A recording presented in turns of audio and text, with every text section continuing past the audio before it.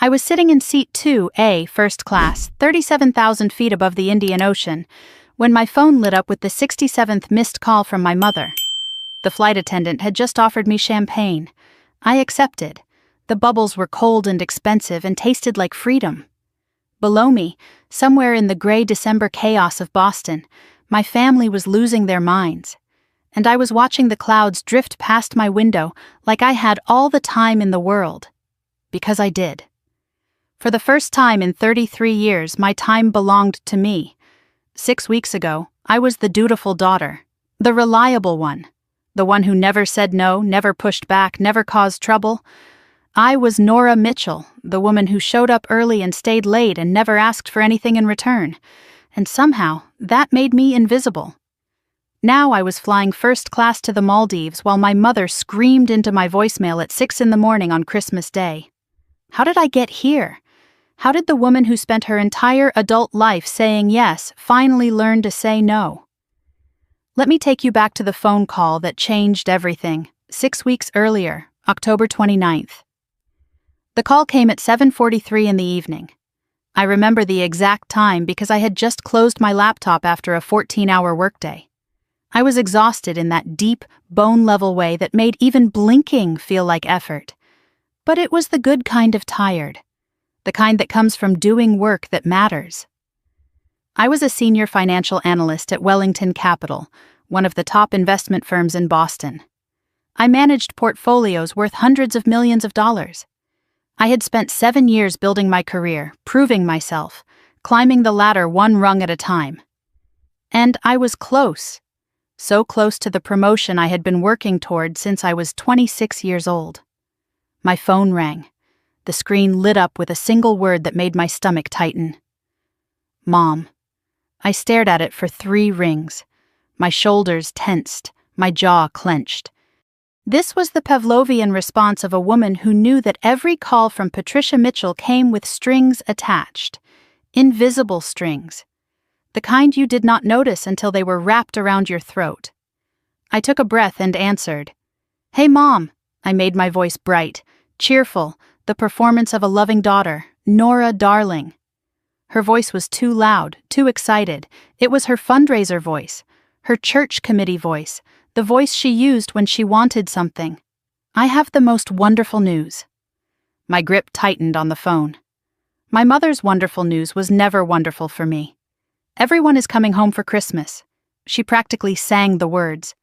Your sister, your brother, all the grandchildren, Lily, Mason, the twins, baby Olivia, and little Noah.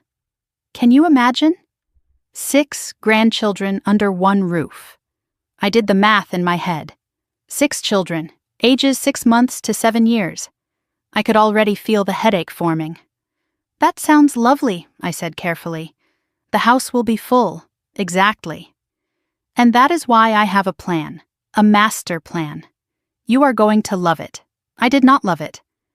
I knew I would not love it before she even explained it. But I asked anyway. What is the plan, Mom?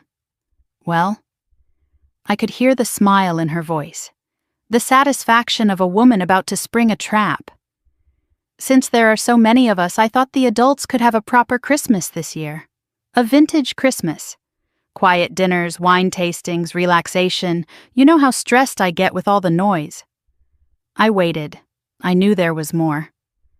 And the children, she continued, her voice dropping into that conspiratorial tone she used when she was about to ask for something unreasonable.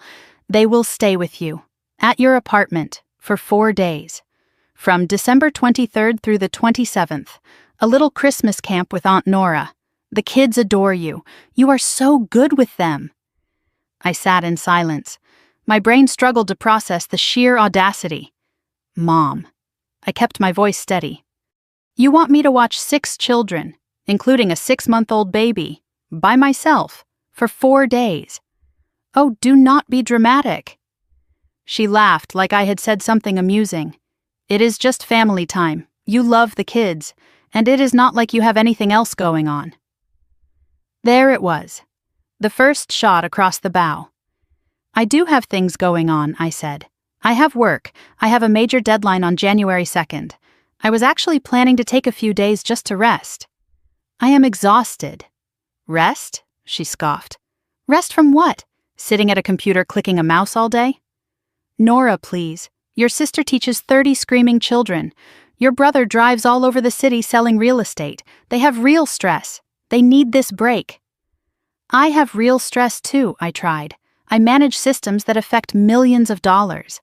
If I make a mistake, companies lose everything. But she was already dismissing me. You are single, Nora. You have no excuse. You do not have a husband. You do not have children of your own. You have all this space, all this freedom. It is selfish to keep it to yourself when your family needs you. I felt the familiar weight settle on my chest, the weight of obligation, the ghost of every holiday I had spent serving instead of celebrating. I already told Vanessa and Marcus you would do it, she added. Her voice shifted from sweet to steel. They are counting on you. Vanessa already bought a dress for the Christmas Eve dinner. You cannot ruin this for them. You should not have promised without asking me, I said. A pause. A long, heavy silence. I did not think you would be this difficult. She sighed like a deflating tire. After everything we have done for you, your grandmother would be so disappointed to hear you turning your back on family. The mention of grandmother Eleanor landed like a blow. Eleanor had been dead for 2 months. I had been the one who cared for her, who drove to Cape Cod every weekend for 3 years, who held her hand when she did not recognize anyone else. And now my mother was using her memory as a weapon. Vanessa really needs this time, Mom added quietly. She has things to handle. I caught the hesitation in her voice. Things to handle. What things? That is none of your concern, she said quickly. The point is, family helps family. The children will be dropped off at 9 a.m. on December 23rd. You deal with it. She hung up. I sat there in the silence of my apartment. The apartment I paid for with my own salary. The apartment in the building where I owned my unit outright because I had been smart and careful and responsible. The apartment they called too big for one person, too empty, too much space for a woman alone. To them, I was not Nora, the senior financial analyst who had paid off her student loans by 30. I was not Nora, the woman who had built something from nothing without their help. I was just Nora, the single one, the childless one, the one with no excuse. I opened my laptop, stared at the screen. My fingers hovered over the keyboard. I typed into the search bar, last-minute Christmas vacation packages. Then I deleted it, closed the laptop. Not yet, but the seed was planted. My phone buzzed. A text from Marcus, my brother. Hey, did Mom call you? Can we talk? Before I could respond, an email notification appeared. From Mom, sent to Vanessa and Marcus. I was copied. Subject line, Christmas arrangement confirmed. I opened it. Nora has graciously offered to host all the grandchildren for the holiday week so we adults can finally have a peaceful Christmas. And there at the bottom, a postscript that made my blood freeze. Also, we need to discuss Grandmother Eleanor's beach house. I have found a buyer. I read those words 3 times. She was already selling the beach house, the home where I had spent every summer of my childhood, the place I had cared for Eleanor until her last breath. And she had not even asked me. That was when I realized. My mother was not just using me. She was erasing me. I read that email 17 times over the next 3 days.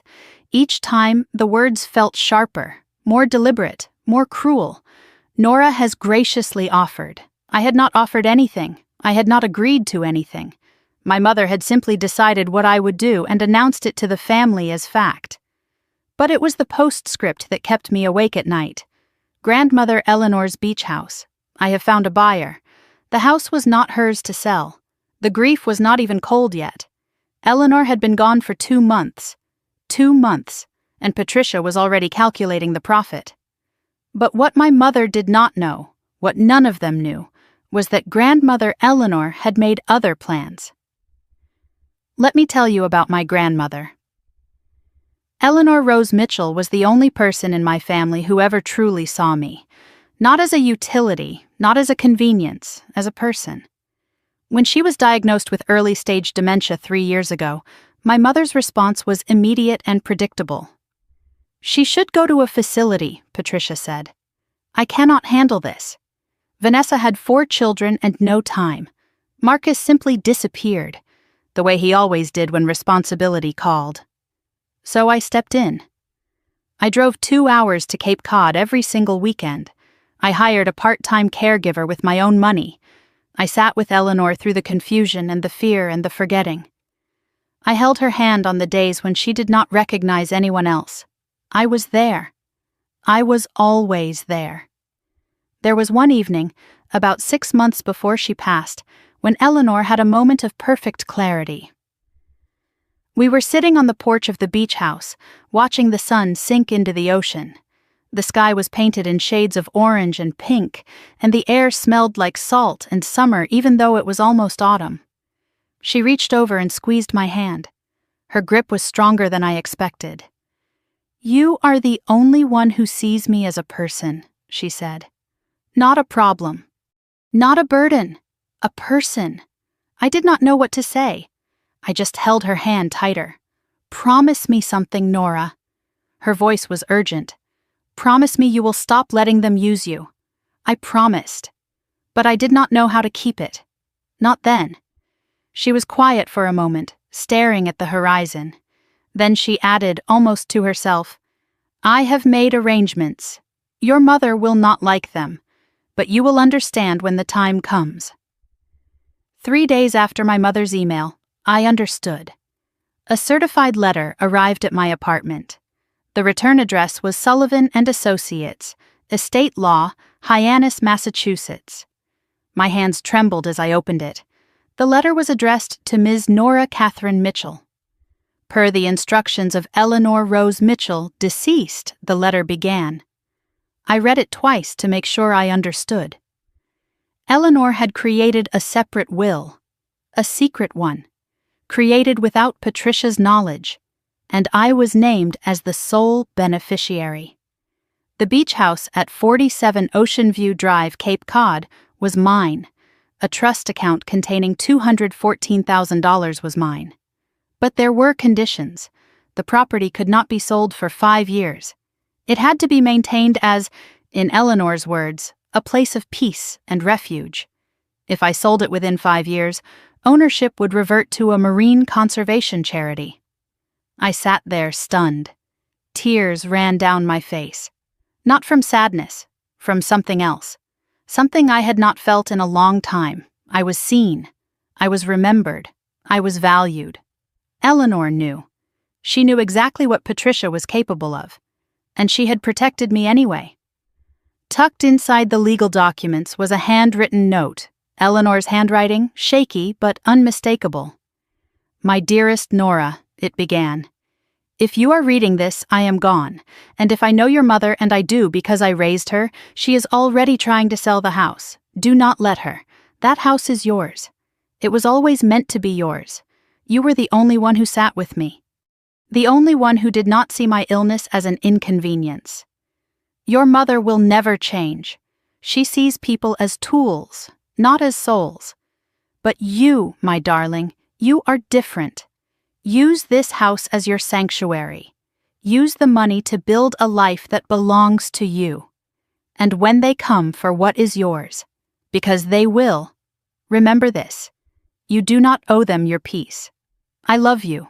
I always did. Even when I forgot your name, I never forgot your kindness. Grandmother Eleanor." I read the letter 3 times, then a 4th. I cried until I had nothing left. For the first time in my life, someone had given me permission to fight back, permission to protect myself, permission to say no. But my grandmother had underestimated one thing: how fast my mother would move. I called Attorney Sullivan the next morning to confirm everything. He verified it all. The will was ironclad, filed properly, legally airtight. Patricia had no claim. But then he hesitated. "Ms. Mitchell, I should tell you something," he said. "Your mother has called my office 4 times this week. She knows about the will? She knows now. She wanted to contest it. I informed her she has no legal standing. There was a pause. I could hear him choosing his words carefully. There is something else. Your mother contacted a real estate agency in Chatham. She has been showing the property to potential buyers. She told them she had power of attorney. She does not. I felt the cold settle in my chest. She was trying to sell a house she did not own, using a legal authority she did not have. One more thing, Sullivan added. Someone else has been calling about the property, a woman named Vanessa. She asked about buying out your share.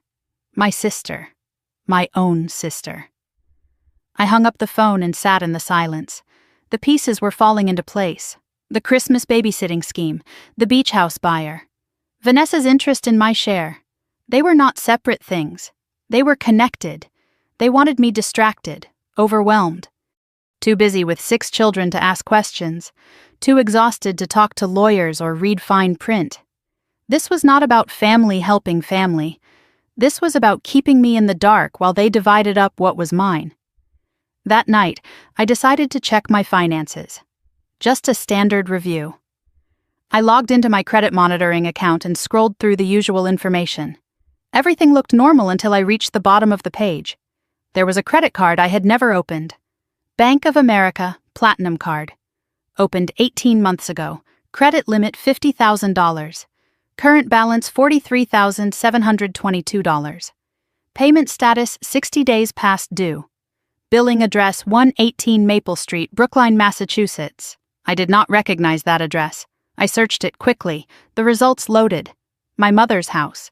The billing address was my mother's house. I scrolled through the charges. Furniture stores, department stores, restaurant bills, travel expenses. And there, repeating every month for over a year, one charge that made my heart stop. Harborview Senior Facility. Monthly payment. I knew that name. That was the facility Patricia said she could not afford when Eleanor was diagnosed. The place she claimed was too expensive. The reason I had to drive to Cape Cod every weekend and pay for caregivers out of my own pocket. She could afford it. She was paying for it. Just not with her own money. I stared at the screen. My mother had opened a credit card in my name. She had been using it for 18 months. She had charged $43,000 to my identity. And she had used my stolen credit to pay for services she swore she could not afford, while I exhausted myself caring for Eleanor out of guilt and obligation. My grandmother left me a house and $200,000. My mother left me a debt I never agreed to and a credit score in ruins. And somehow they still expected me to babysit. I picked up my phone and texted Marcus. We need to talk. Now. My hands were still shaking an hour later. I had taken screenshots of everything. The credit card statement, the billing address, the 18 months of charges I never authorized, the Harborview Senior Facility payments that proved my mother had been lying to me for years. I saved them all to a folder on my desktop. I named it Evidence. Then I picked up my phone and called Patricia. It was 11:47 at night. I did not care. She answered on the 4th ring. Her voice was groggy and irritated. Nora, it is nearly midnight. What is wrong? I kept my voice steady. Flat. The voice I used in boardroom negotiations when millions of dollars were on the line. I found the credit card, Mom. Silence on the other end. The Bank of America card, I continued. $43,000. Opened in my name. Billed to your address. Still silence. You used my social security number.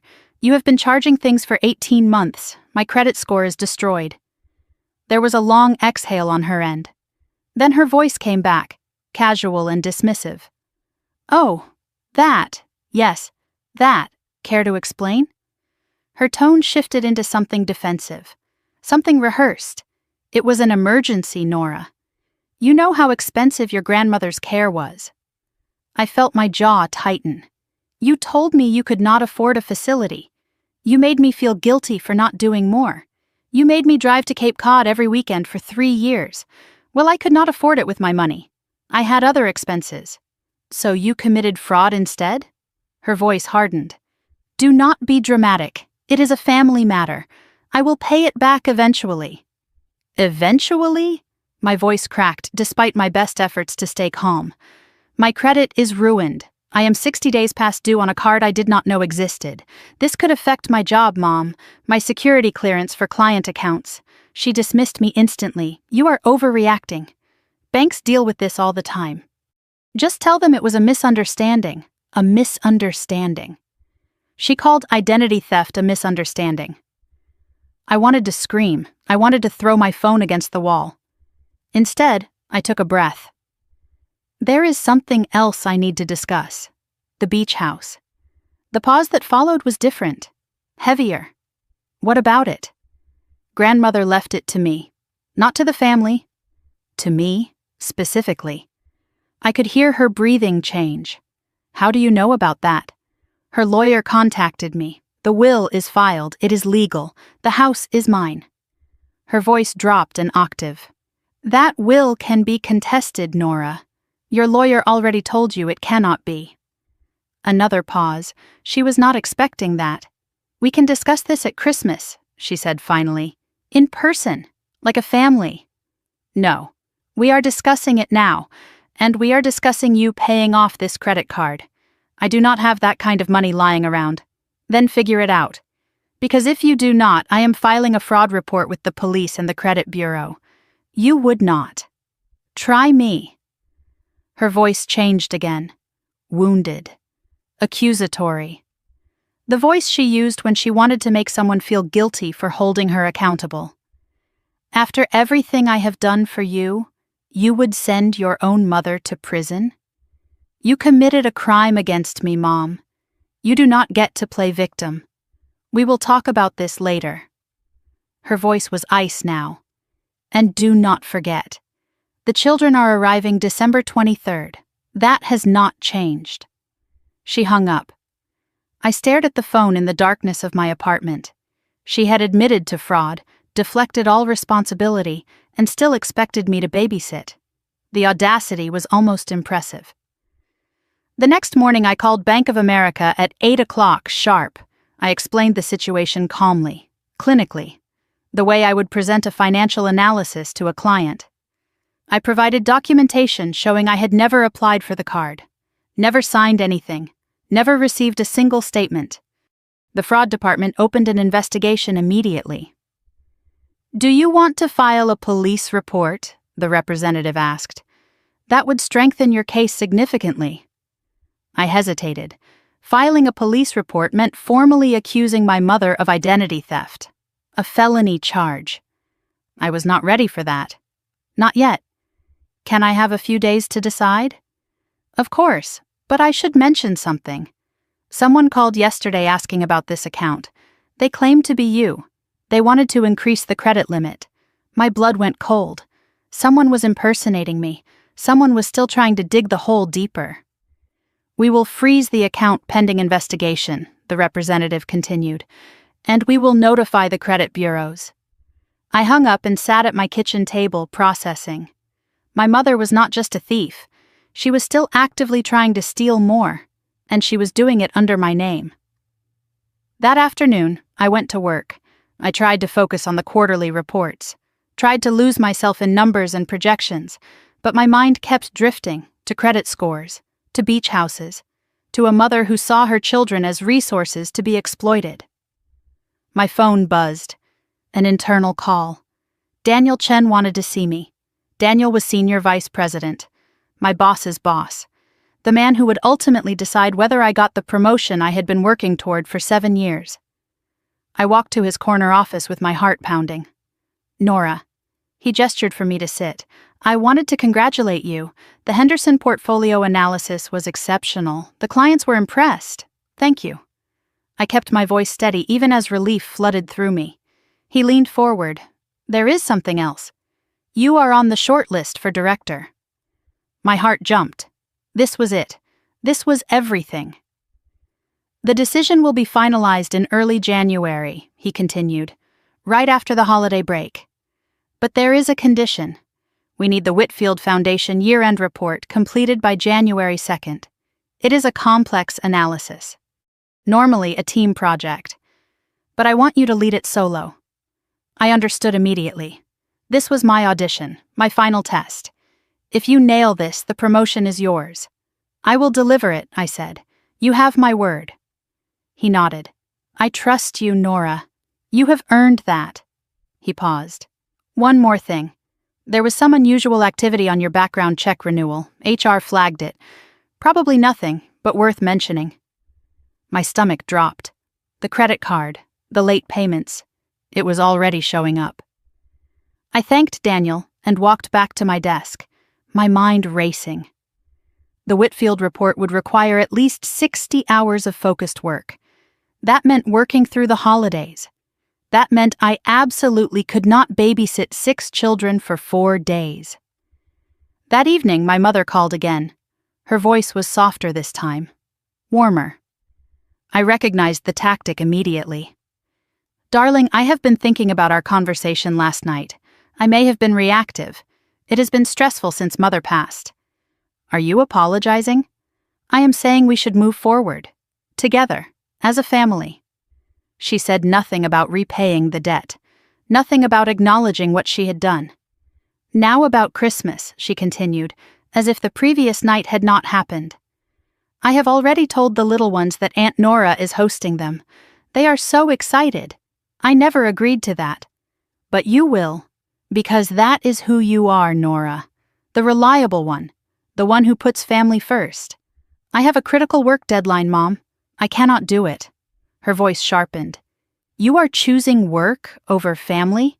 Over your nieces and nephews? I am choosing my career. The career you said is not real. Do not twist my words. She paused. Vanessa really needs this break. She is going through something. As her sister, you should want to help. What is she going through? That is her business to share. The point is, family supports family. She hung up again. I sat in the silence of my apartment staring at my phone. Then 2 messages arrived almost simultaneously. The first was from Vanessa. Hey, Nora, quick question. What is your home Wi-Fi password? Asking for when we drop off the kids. I stared at it. Vanessa had been to my apartment twice in 5 years. Why would she need my Wi-Fi password weeks in advance? The second message was a voicemail from Marcus. Hey, it is me. Listen, I wanted to talk to you about something. Actually, never mind. I will call you tomorrow. Just be careful, okay? There is stuff you do not know. There is stuff you do not know.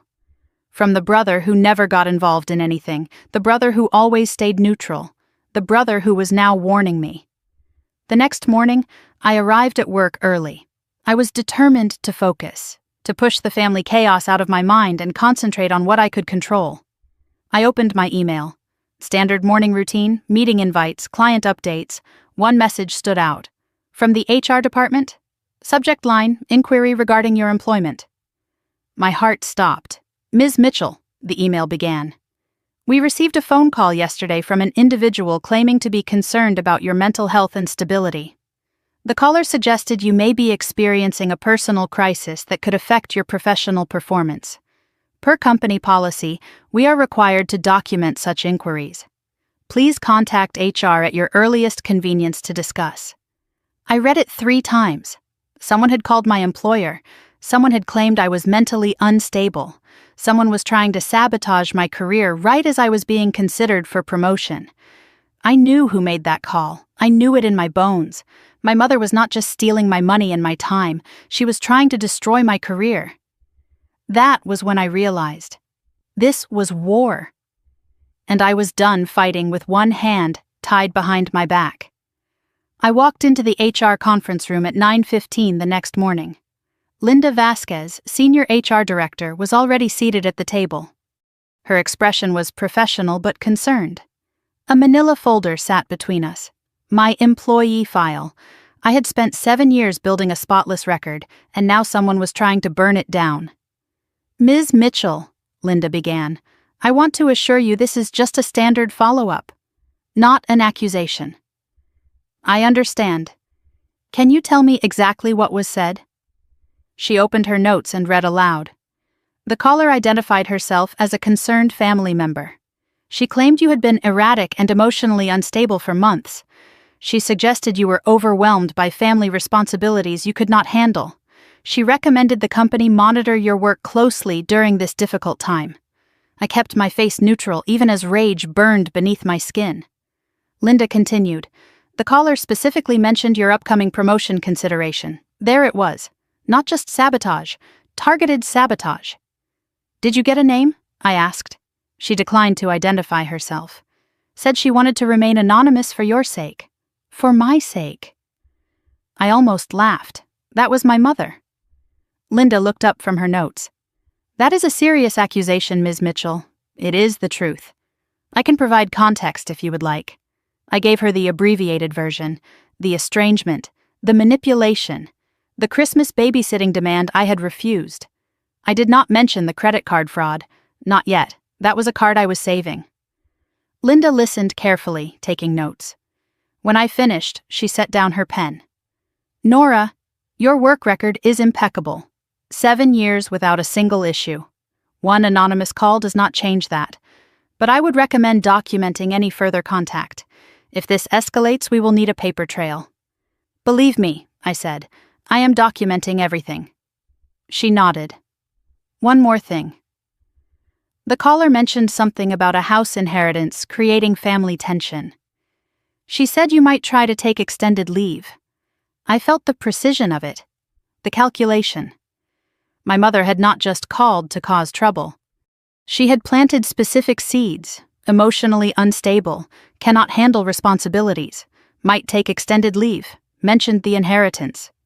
She was constructing a narrative, a version of events where I was the problem, the difficult one, the crazy one. If I pushed back on babysitting, they could say I was unstable. If I fought for the beach house, they could say the inheritance made me greedy. If I filed fraud charges, they could say I was attacking my own mother during a mental breakdown. Patricia was building a case before I could build mine. I returned to my desk and tried to focus on the Whitfield report, but my mind kept circling back to Vanessa, the Wi-Fi password request, Patricia's hints about something she was going through. There was a piece missing. That afternoon, I made a decision that felt wrong but necessary. I logged into the family iCloud account, the one Patricia had set up years ago for sharing photos. I technically still had access, though I never used it. Vanessa had never changed her privacy settings. Her shared calendar was visible. I scrolled through December and felt the floor drop out from under me. December 23rd, drop kids at ends, 9 a.m., December 24th, appointment, Graham and Associates, 2 p.m., December 26th, follow-up call, G&A, December 27th, pick up kids. I searched Graham and Associates. The results loaded instantly, family law firm in Newton, Massachusetts, specializing in divorce, custody, and asset protection. 5-star reviews from women navigating difficult separations. Vanessa was not going on a wine tour. She was not relaxing with the adults. She was meeting with a divorce lawyer, multiple times, over 4 days, and she needed me to babysit so she could do it without her husband knowing. I scrolled back further in her calendar. 3 weeks ago. Consult with Realtor. CC Property Options. CC Cape Cod. My sister was not just interested in my share of the beach house. She was already meeting with realtors about it. I sat with this information, trying to piece it together. Vanessa was planning to divorce Greg. She needed money for lawyers and a fresh start. She was counting on the beach house inheritance. And when she discovered Eleanor left everything to me, she panicked. The Christmas babysitting was never about family bonding. It was a cover story. I was supposed to be Vanessa's alibi while she secretly dismantled her marriage. My phone rang. Unknown number, I answered cautiously. Is this Nora Mitchell? The voice was female, older, unfamiliar. Eleanor's granddaughter? Who is this? My name is Ruth Callahan. I was your grandmother's neighbor on Cape Cod for 32 years. The name clicked into place. Mrs. Callahan, the woman who brought Eleanor soup every week, who sat with her on the porch when I could not be there. I have something I think you should know, Ruth said, about your mother's visits to the house. I felt my pulse quicken. My mother barely visited. She said it was too far. Ruth laughed sadly. Honey, your mother was at that house every other week for the past 6 months. She brought people with her, showed them around, a woman with a clipboard, a man in a suit, realtors. She was showing the house to buyers while Eleanor was still alive. "There is one more thing," Ruth continued. "The last time I saw Patricia there, about 3 weeks ago, she had your sister with her, Vanessa. They were measuring the rooms." I thanked Ruth and hung up. Measuring the rooms. They were already dividing up the property, already calculating square footage and market value, while Eleanor was still warm in her grave. That evening, I accessed the family email chain, an old account Patricia had created for family coordination. I never checked it anymore. But I had a feeling. I searched for beach house in Cape Cod. A thread from 2 months ago appeared. Patricia to Vanessa and Marcus. Subject line, mother's property, next steps. I opened it. "The appraiser values the property at $1.2 million, Patricia had written. "Once probate clears, we split 3 ways. Nora does not need to be involved. She will just complicate things with her questions." Vanessa had replied immediately. "Agreed. Greg does not know about any of this. I need my share for legal expenses. Can we accelerate?" And Marcus? His response was short. "I am not comfortable with this." Patricia's reply to him was sharp. "Then stay out of it and let us handle things." The last email in the thread was from Patricia, sent just 1 week ago. "Nora is becoming a problem. I am handling it. Do not worry, I am handling it." That was the HR call, the sabotage, the systematic destruction of my credibility. And she had put it in writing. At 9:47 that night, I sat in a quiet corner of a cafe in Cambridge, away from family territory. Marcus walked in looking exhausted, dark circles under his eyes, shoulders tense. He sat across from me and did not waste time. "Thanks for meeting me. I know things are complicated. You said there is stuff I do not know. So tell me." He took a deep breath. "I have been a coward, Nora. I saw things and I did not say anything. I did not want to get involved." "Get involved in what?" He told me everything. He knew about the credit card months ago. Patricia had asked him to help manage Eleanor's expenses. He refused. She went behind his back. She told him she would figure it out. He did not know she meant identity theft. He also knew about the plan to sell the beach house. "Vanessa and Mom have been working together," he said. "They assumed the will would be split normally. When they found out grandmother left everything to you, they panicked." "Why are you telling me now?" He looked at the table. "Because they asked me to spy on you. Mom called yesterday. She wanted me to check on you, report back what you were planning. She said you were having a breakdown, that you needed family intervention." His voice dropped. "But I saw that email, Nora, the one she sent to your HR. She CC'd the wrong account. She meant to send it only to Vanessa." "I saw it." He slid his phone across the table. On the screen was a forwarded email. Patricia to Vanessa, accidentally copied to Marcus. Subject line, handling Nora. "I called her company today," the email read. "Planted seeds about her mental state. If she tries to fight us on the house, we can point to her erratic behavior. The Christmas babysitting is critical. If she agrees, she looks stable. If she refuses, she looks selfish and confirms our narrative. Either way, we win. The credit card issue is manageable. She will not go to police. She is too afraid of confrontation." I stared at the screen, my mother's words, my sister's complicity, all of it laid bare. They had built a trap with me at the center. Every choice I made would be used against me. But they had made one mistake. They underestimated me. I looked at Marcus. "Are you with me? Really with me?" He did not hesitate. "Yeah. I am done being their puppet." "Good," I said, "because we are going to need a plan." The coffee shop was nearly empty now, just me, Marcus, and the weight of what he had revealed. I read the email on his phone again. Every word was a confirmation of betrayal. Either way, we win. My mother had written those words about her own daughter, about me. Marcus broke the silence. "I should have told you sooner, I know that." "Why did you not?" He looked away.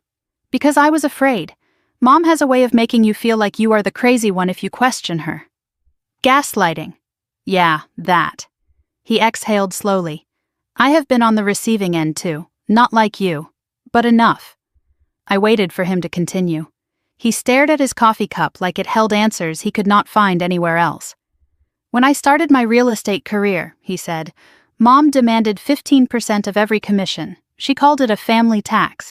I paid it for 2 years before Elena found out and put a stop to it. Elena, his wife. The woman Patricia always called controlling. That is why Elena is not coming for Christmas, Marcus continued.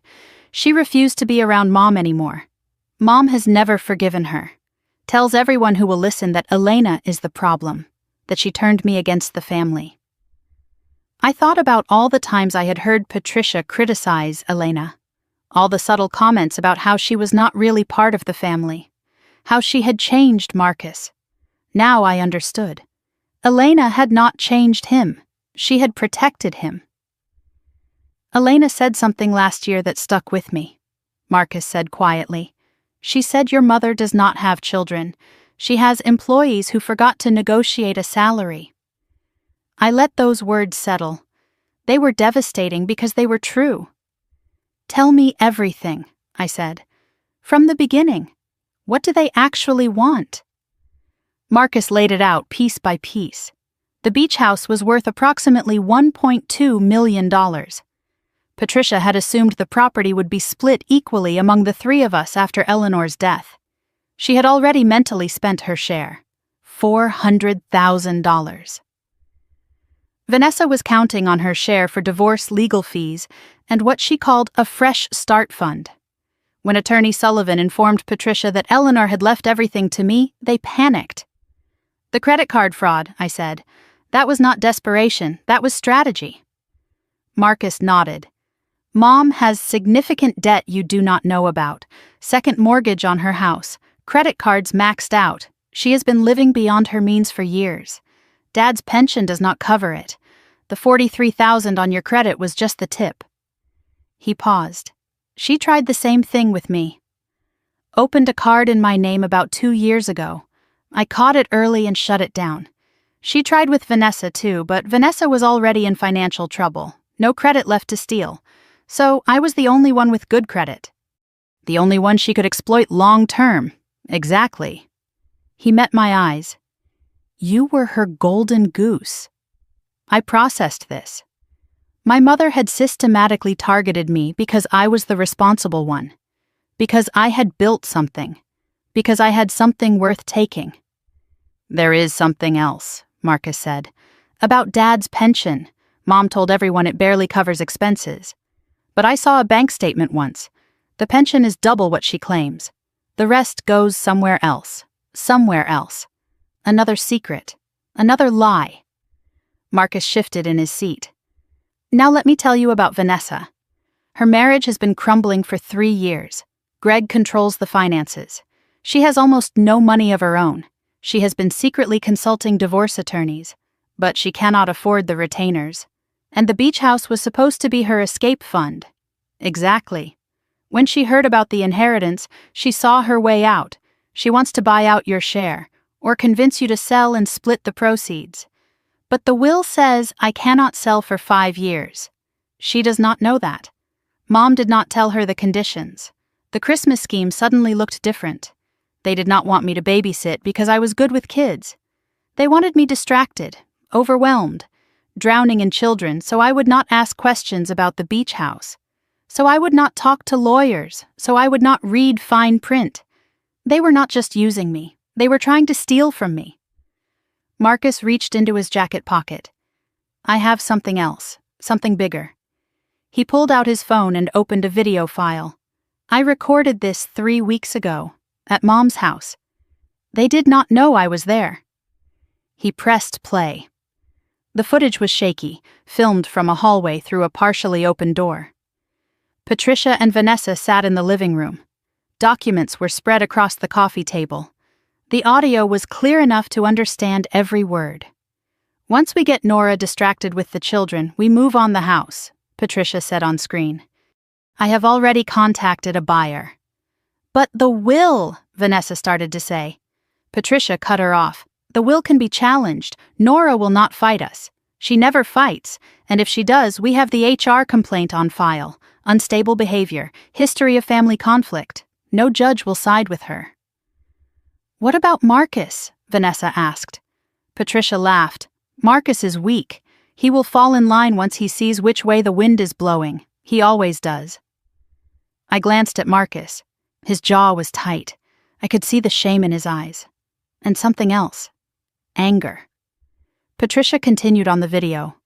Nora thinks her little job makes her special, but at the end of the day she is alone. No husband, no children, no one to fight for her. We are doing her a favor, really.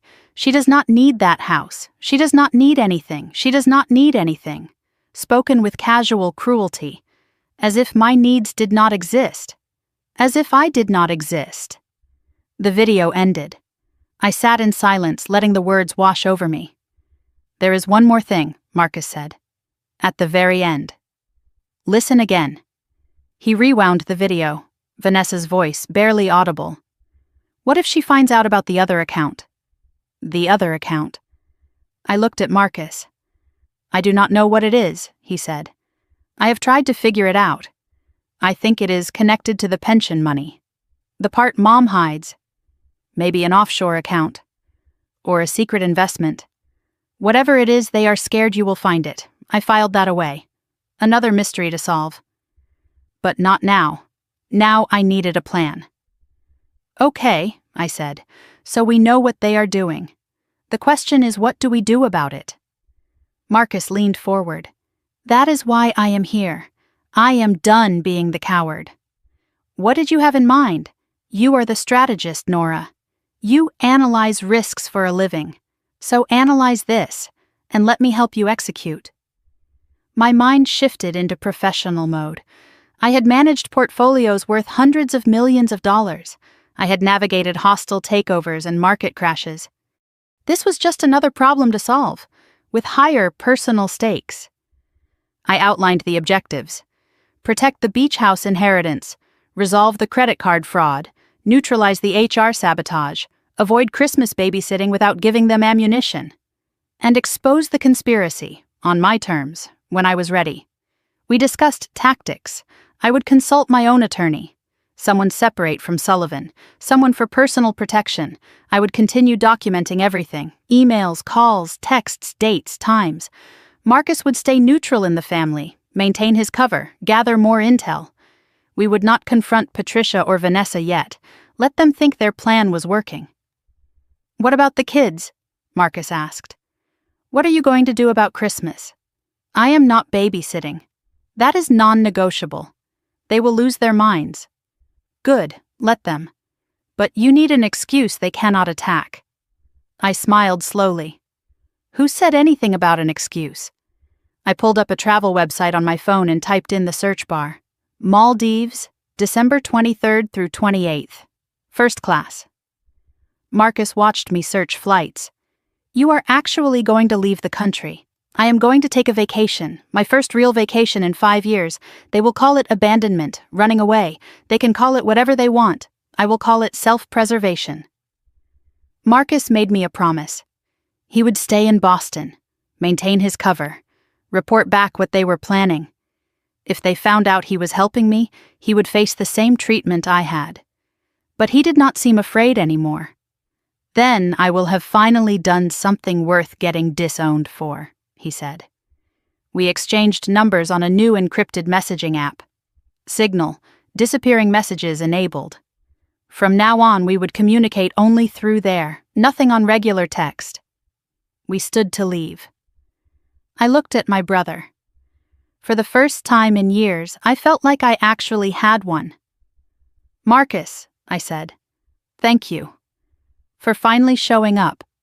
Thank you for not shutting me out. I would not have blamed you. You are my brother, the real one, apparently. He smiled, tired but genuine. Let us burn it down, sis. That night I sat in my apartment. Flight search results glowed on my laptop screen. Maldives resorts, overwater villas, crystal blue water. The Whitfield Foundation report was open in another tab. I had not forgotten my career. A legal pad sat beside me with a handwritten list. Attorney, appointment Monday, bank, follow up on fraud case, camera system, Research home security. HR, request copy of documented complaint. Maldives, book flights. My phone buzzed. A text from Patricia. Darling, just confirming. The children arrive December 23rd at 9 a.m. sharp. Make sure you have enough beds, and no screen time after 7 p.m. Vanessa is very strict about that. No question, no request, just orders. I typed my response. One word. Received. Let them think I was compliant. Let them feel secure. I looked at my list.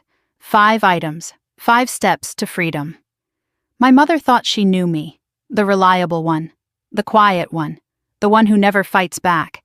But she had never seen me fight before. She did not know what it looked like. She was about to find out. I clicked Book Now on the first-class ticket to Maldives. $23,000. December 23rd departure. Merry Christmas to me. I woke the next morning with something I had not felt in years. Clarity. The Maldives booking confirmation sat in my inbox. $23,400 for a first-class ticket and an overwater villa. December 23rd, departure. December 28th, return. I stared at those words and felt something unfamiliar settle into my chest. Power. For years I had been the one waiting for approval, waiting for recognition, waiting to be treated like a person instead of a convenience. I was done waiting. Now they would wait for me. But first, I needed to make sure every piece was in place. One mistake, and they would use it against me forever. I opened my laptop and created a new document. I named it Project Independence. Over the next 3 weeks, I executed the most important project of my life. And for once, I was the only client. The first week began with an attorney consultation. Caroline Park came highly recommended by a colleague who had gone through something similar. Her office was in downtown Boston, modern, efficient, Harvard Law diplomas on the wall. I walked in carrying a folder thick with documentation. The will, the credit card statements, the HR email, the video Marcus had recorded.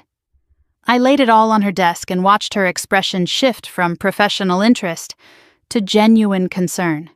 She reviewed everything carefully, asked clarifying questions, took detailed notes. Then she gave me her assessment. "The will is airtight," she said.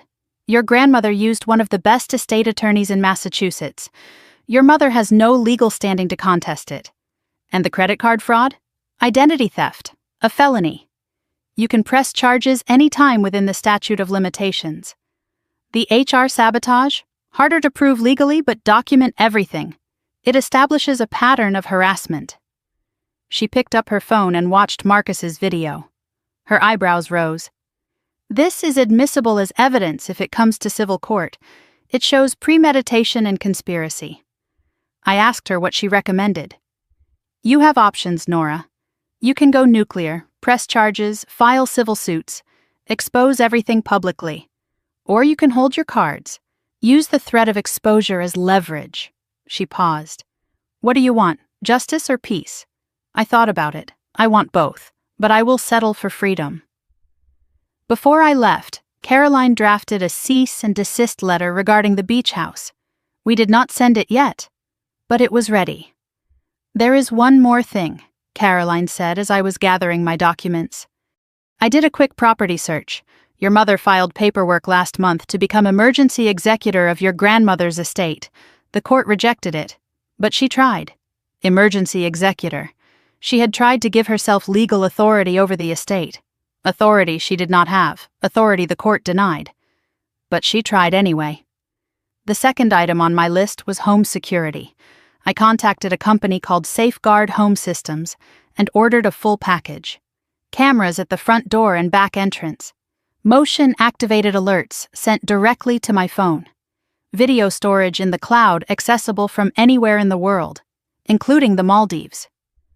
A technician arrived the next day and installed everything in 4 hours. I tested the system repeatedly. Clear footage, instant notifications, perfect. I also changed all my locks. New deadbolt, new keys. I gave one spare to my neighbor across the hall.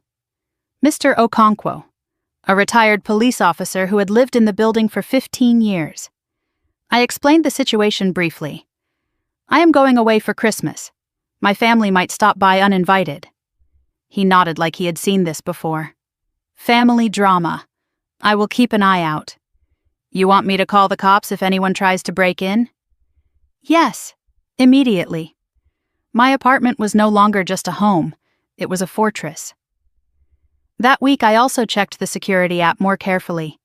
Something caught my attention.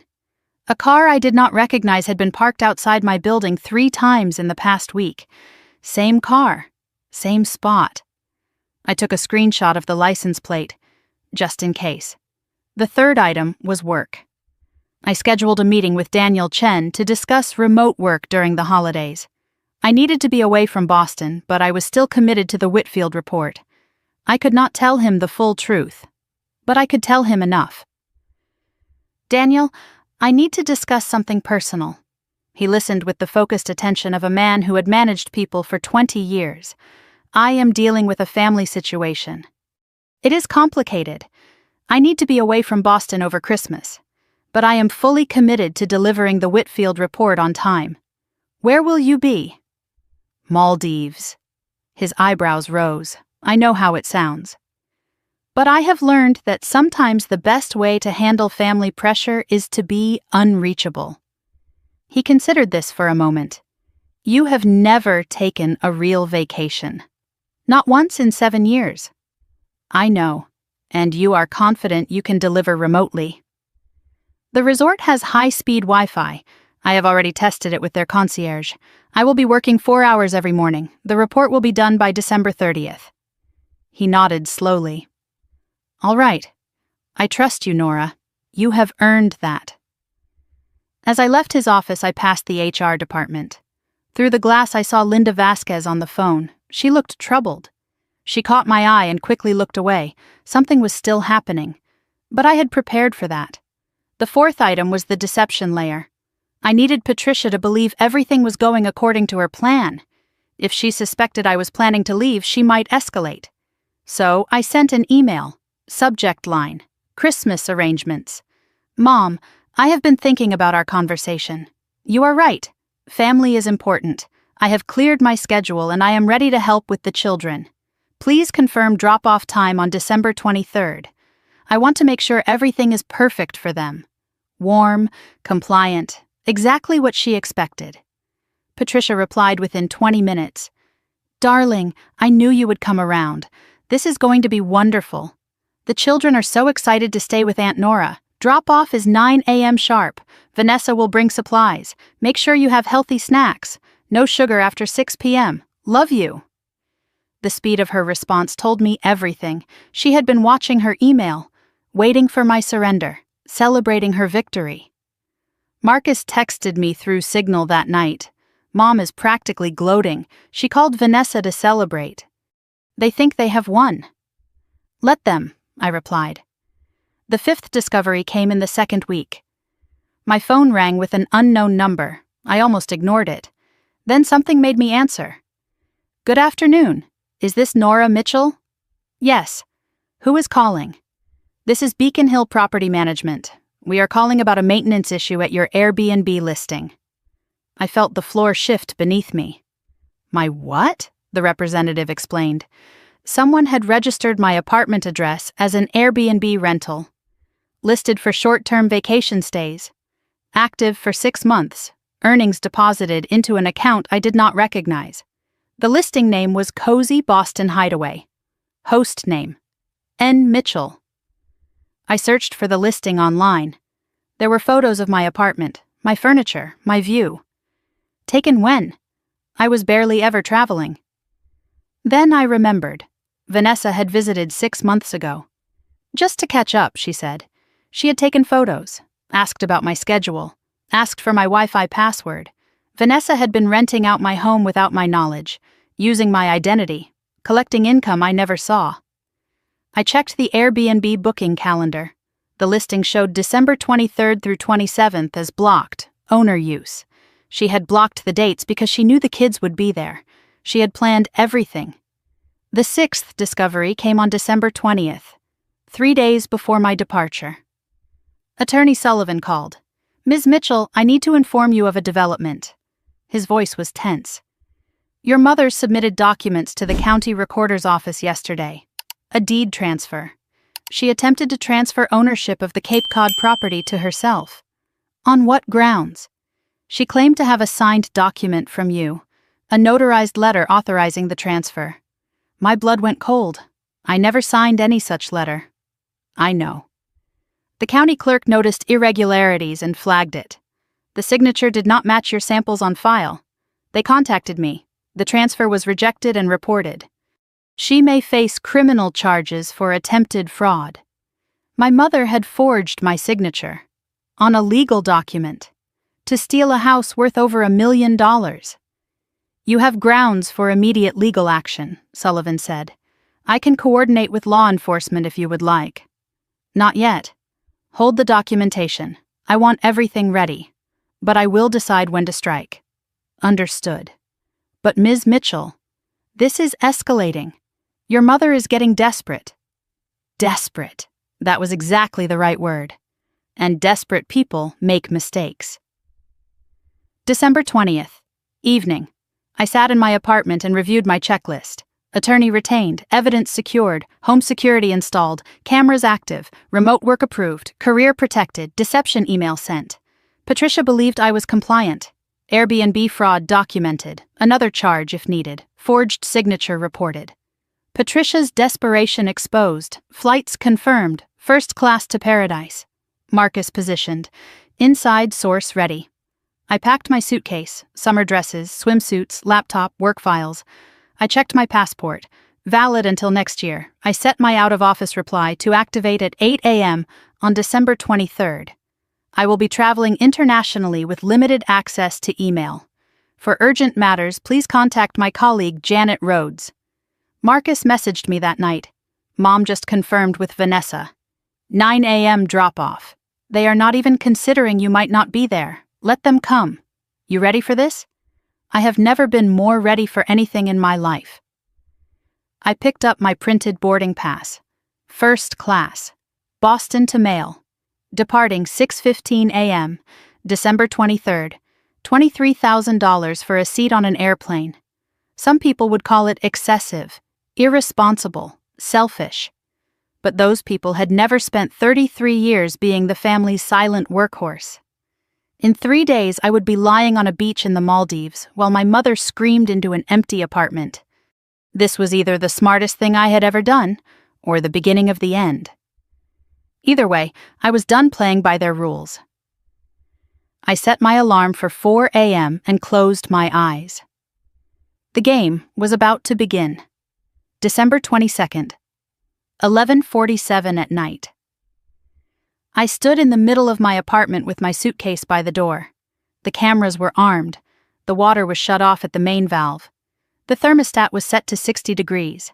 The refrigerator was empty. Nothing to spoil, nothing to suggest I was coming back anytime soon. The apartment looked staged, like a museum exhibit of a life temporarily paused. I walked through each room one final time, checked every window, every lock, every detail. This was not paranoia, this was preparation.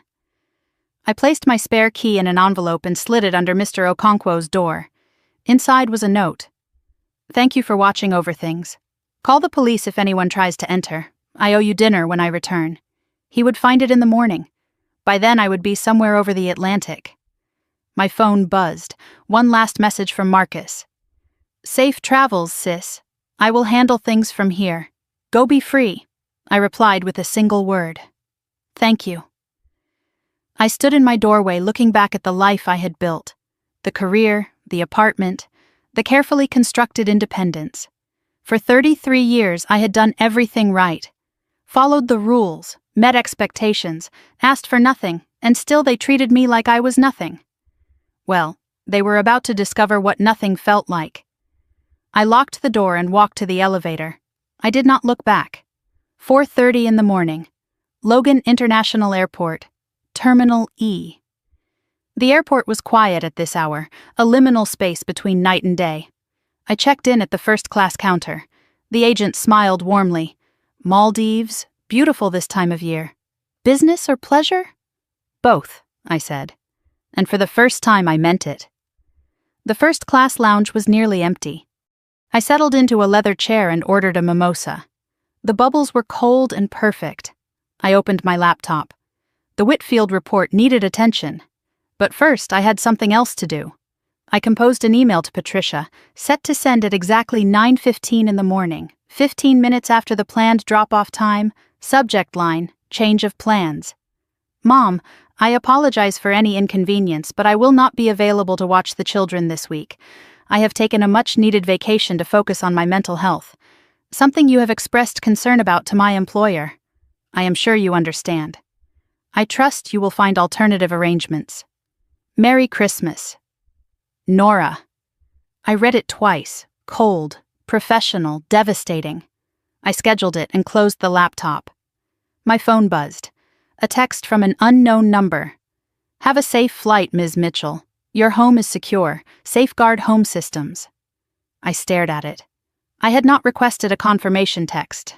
Something felt slightly off. But I did not have time to investigate. My flight was boarding, 6:15 in the morning. The plane pushed back from the gate. I was in seat 2A first-class cabin. A flight attendant offered champagne before takeoff. I accepted. The cabin was quiet, half-empty, luxurious. I watched Boston shrink below me, the city lights fading into the gray December dawn. For the first time in months, my shoulders relaxed. No phone calls to dread, no guilt trips to deflect, no demands to meet, just 17 hours of sky between me and chaos. I opened the Whitfield report and worked for 3 hours straight. Focused, productive. The irony was not lost on me. I was more efficient at 37,000 feet than I had ever been with my family in my head. By the time we landed in Dubai for the layover, I had completed 40% of the report. I thought about what my mother would say when she arrived at my apartment. I thought about the 6 children confused and asking where Aunt Nora was. I thought about Vanessa's carefully scheduled lawyer meetings now in jeopardy. And I felt nothing, no guilt, no regret. For once their problems were their problems, not mine. During the Dubai layover, I checked my phone briefly. No messages from family yet. It was still early morning in Boston. But there was an alert from my security app. Motion detected at front door. 6:47 a.m. Someone was already there, 3 hours early, 9 o'clock in the morning. Boston time. Patricia's SUV pulled up to my building at 8:52. Vanessa's minivan followed, packed with children and overnight bags. 6 kids. Lily was 7, Mason was 6. The twins Emma and Ethan were 4. Baby Olivia was 6 months. Noah was 2. Patricia led the procession to my door. She had a key code ready, but the code did not work. I had changed it. She knocked. No answer. Knocked harder. Nothing. Vanessa peered through the window. The apartment was dark. Still. Empty. Maybe she is in the shower, Vanessa offered. Patricia called my phone. It went straight to voicemail. The voicemails began. I listened to them later, all of them. The progression was almost musical. Voicemail 1, 9:03 a.m. Confused but still hopeful. Nora, darling, we are here. The children are so excited. Your door seems to be locked. Call me back as soon as you get this.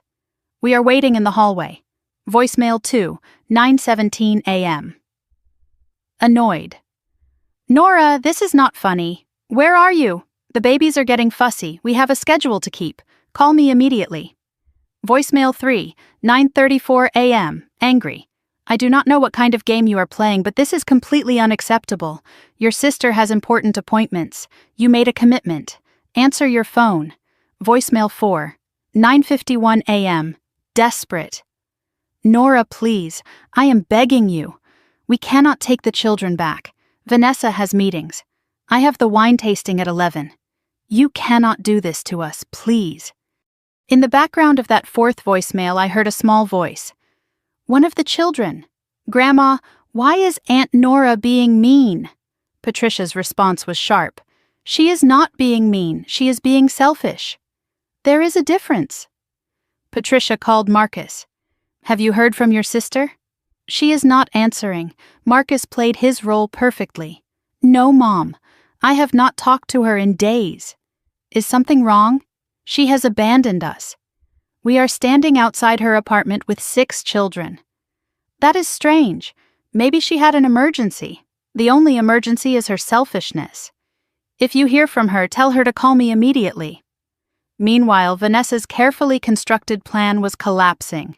She was supposed to meet with her divorce lawyer at 2 o'clock. If she had the kids, she could not go. She called Greg, her husband. "Honey, I need you to watch the kids. I have an appointment." "What kind of appointment?" "It is Christmas Eve, Vanessa. It is nothing. Just a thing with Mom." "Then why cannot your mom watch them?" Vanessa had no answer. Marcus texted me through Signal. "Vanessa just called Greg. He is asking questions. She is starting to panic.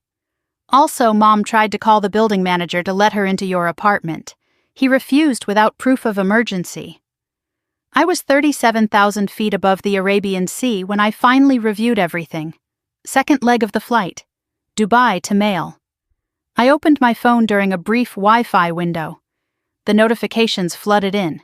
23 missed calls from Mom, 14 missed calls from Vanessa, 8 missed calls from unknown numbers, 47 text messages, 11 voicemails. I listened to every single one. The progression was extraordinary, confusion to irritation to anger to desperation to fury. By voicemail 8, Patricia was screaming, "You have destroyed this family. You are dead to me, do you hear me? Dead." Voicemail 11 was just crying. No words, just Patricia sobbing into the phone. The flight attendant asked if I was okay. I smiled. I am perfect. Just catching up on family news. I ordered another glass of champagne. There was a time when those voicemails would have broken me, when my mother's tears would have sent me rushing back, apologizing, begging for forgiveness I did not need. That time was over. I saved every voicemail, every text, every piece of evidence, not because I needed ammunition, but because I never wanted to forget who they really were when they did not get what they wanted. The plane touched down as the sun set over the Indian Ocean. Villana International Airport. Pink and gold light spilled across the tarmac. I stepped off the plane into warm, humid air. 78 degrees. A universe away from Boston's December freeze. A speedboat took me across crystal blue water to the resort. Overwater villas. Thatched roofs. Infinity pools. My villa was at the end of a private pier. Isolated. Serene. Untouchable. The butler showed me around. Outdoor shower. Glass floor panels to view the fish below. Private deck with direct ocean access. "If you need anything, Ms. Mitchell, simply press this button." "I need nothing," I said. "That is exactly why I am here." I stood on the deck watching the stars appear. The ocean was impossibly calm. My phone sat inside, deliberately ignored. For the first time in 33 years, I was completely alone, and completely happy. Then my phone lit up inside the villa. I glanced at it through the glass door. An email notification from Vanessa. The subject line was visible. "I know where you are." I walked inside and opened the email. "Do not think you are clever, Nora. I have access to your credit card statements. I have seen the charge. Maldives. Really? While your family suffers? You have made your choice, but do not think this is over. When you come back, if you come back, there will be consequences. You have just made an enemy of everyone who ever loved you. Enjoy your vacation. It is the last peace you will ever have." I read it twice. Then I typed a reply. "Vanessa, I know about the Airbnb. I know about the divorce lawyer. And I know you and Mom forged my signature on property documents. Enjoy your Christmas. We will talk when I decide we will." I hit send. I set my phone to airplane mode and placed it in the villa safe. Then I walked back to the deck, poured myself a glass of wine, watched the moonlight dance across the water. Behind me, somewhere in Boston, my mother was screaming. My sister was scrambling. My family was imploding. And I was finally, beautifully free. The war was not over, but I had won the first battle. Tomorrow, the real chaos would begin. December 24th, Christmas Eve. I woke to the sound of waves lapping beneath my villa. Sunlight filtered through sheer curtains, casting golden patterns on the white sheets. For a moment I forgot where I was. Then I remembered, and I smiled. No alarm, no obligations, no one expecting anything from me. I made coffee using the French press the resort provided, Ethiopian blend, rich and smooth. I stepped onto my private deck wearing a silk robe and watched the ocean stretch endlessly before me. Turquoise fading to deep blue at the horizon. A reef shark glided past beneath the glass floor panels. I watched it without fear. This was what peace felt like. I tried to remember the last time I woke up without dread, without a mental checklist of everyone else's needs running through my head. I could not, because it had never happened. Not in 33 years. Until now. I retrieved my phone from the villa safe. Airplane mode was still on. I hesitated, then turned it off. The notifications exploded. 67 missed calls, 94 text messages, 19 voicemails. I set the phone face down on the table. Later, they could wait. They had always made me wait. Now it was their turn. Among the notifications, one stood out. A text from an unknown number. This is the Boston Police Department. Please call us at your earliest convenience regarding a welfare check request. Case number 47821. I stared at that message. Then I dialed the number. A dispatcher answered and transferred me to an officer. His name was Rodriguez. Ms. Mitchell, thank you for calling back. We received a report yesterday afternoon that you were missing. Missing? Yes, ma'am. A Patricia Mitchell filed the report. She claimed you had disappeared under suspicious circumstances and that she was concerned for your safety. I kept my voice level. I see. And what exactly did she tell you? She said you had a history of mental health issues, that you had been acting erratically, that she feared you might harm yourself. I almost laughed. Instead, I kept my composure. Officer, I appreciate your diligence, but I am not missing. I am on vacation. May I ask where you are? The Maldives. I am sitting on the deck of an overwater villa drinking coffee watching the sunrise. I left voluntarily. I am in no danger. There was a pause. Your mother was quite insistent. She called 3 times yesterday and twice this morning. I am sure she was. Officer, my mother is upset because I declined to babysit her grandchildren over the holidays. This is retaliation. His tone shifted slightly. I see. Well, you are clearly safe and sound. I will close the case. One more thing. Is filing a false missing persons report a crime? It can be. Misuse of emergency services. If you would like to file a complaint? Not yet, but please document everything. I may need that record later. Before hanging up, Officer Rodriguez added one more thing. When we informed your mother that we had located you and you were safe, she demanded we bring you home. We explained that is not how it works. She did not take it well. I ended the call and sat in the morning light. My mother had called the police. She had told them I was mentally unstable. She had demanded they force me to return. The desperation was escalating. A message arrived from Marcus through Signal. You awake? It is a war zone here. You need to hear this, I replied. I am awake. Tell me everything. His account came in fragments, voice messages, texts, a picture slowly forming of the chaos I had left behind. After I departed, Patricia and Vanessa had stood outside my apartment for 2 hours. The children grew hungry, cranky, chaotic. Vanessa finally took them back to Patricia's house. But Patricia insisted on staying, convinced I would come to my senses. The building manager threatened to call the police if she did not leave. She left. But not before pounding on Mr. Okonkwo's door demanding information. He told her exactly what I had hoped he would. Your daughter is not here. And even if she were, I would not tell you. Leave before I file a harassment complaint. At Patricia's house, the situation deteriorated rapidly. 6 children, no childcare, no plan. Vanessa had to cancel her divorce lawyer meeting. Family emergency, she called it. Greg kept asking questions. What appointment was so important you needed to dump the kids? Vanessa deflected, but Greg noticed. Patricia blamed everyone. Me, Marcus, the building manager, society at large.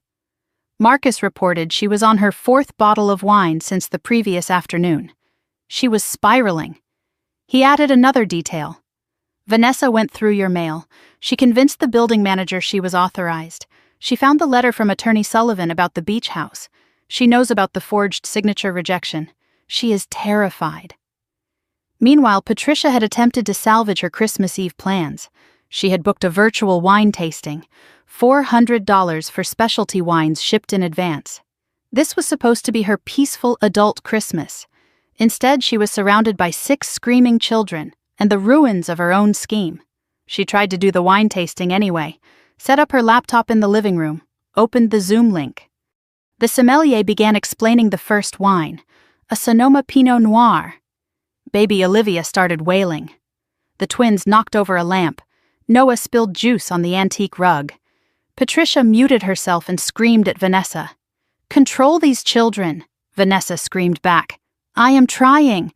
This was not supposed to happen." Patricia accidentally unmuted.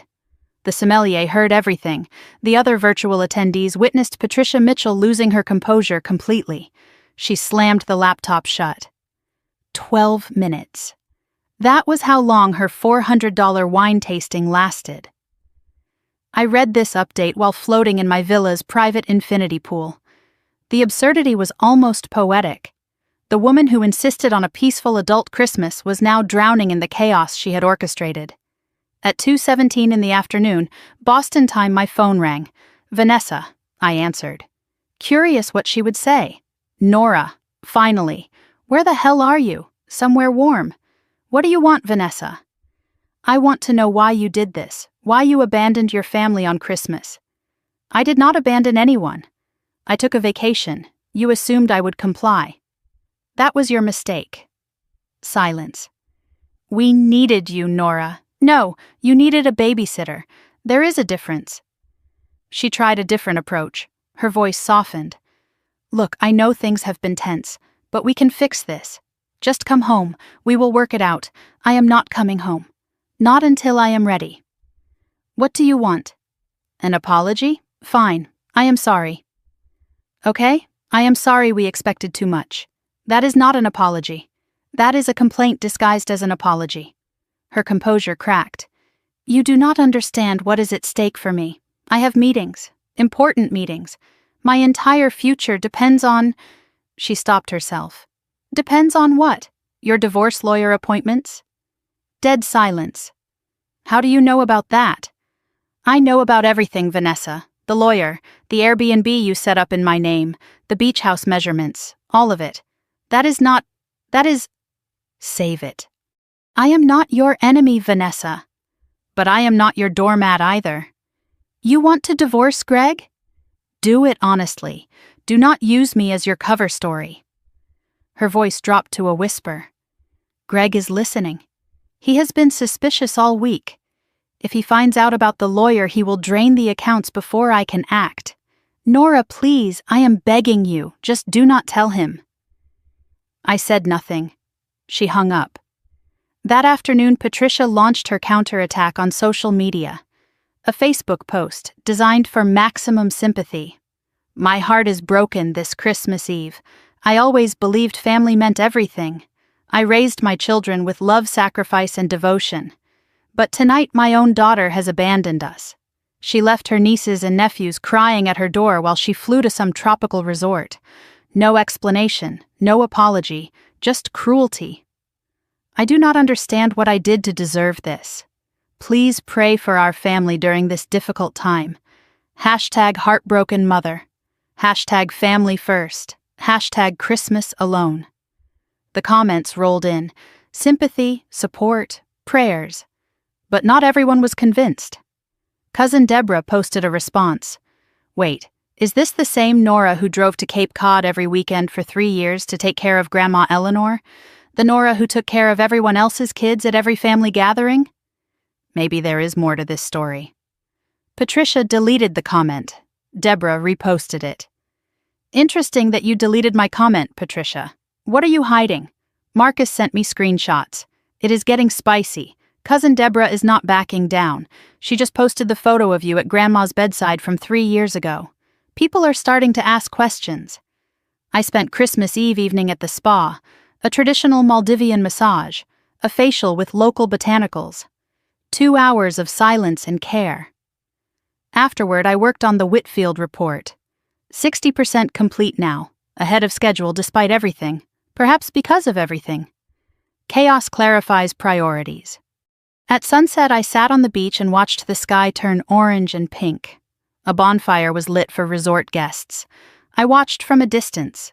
A couple laughed nearby. Children built sandcastles. A family celebrated together. I felt no envy. Only peace. Midnight Maldives time. A notification woke me. The security app. Alert. Motion detected at front door. Timestamp 11:47 p.m. Eastern Time. I opened the camera feed. A figure stood at my apartment door, trying the knob. It was not Patricia. It was not Vanessa. It was a man, tall, wearing a jacket I recognized. Greg, Vanessa's husband. He was at my apartment at midnight on Christmas Eve. He jiggled the handle, tried a key that did not work, looked over his shoulder like a man who knew he was doing something wrong. Then he pulled out his phone and made a call. The camera had no audio, but I could read his lips. She is not here. The apartment is empty. We need to talk. Greg was not just suspicious anymore.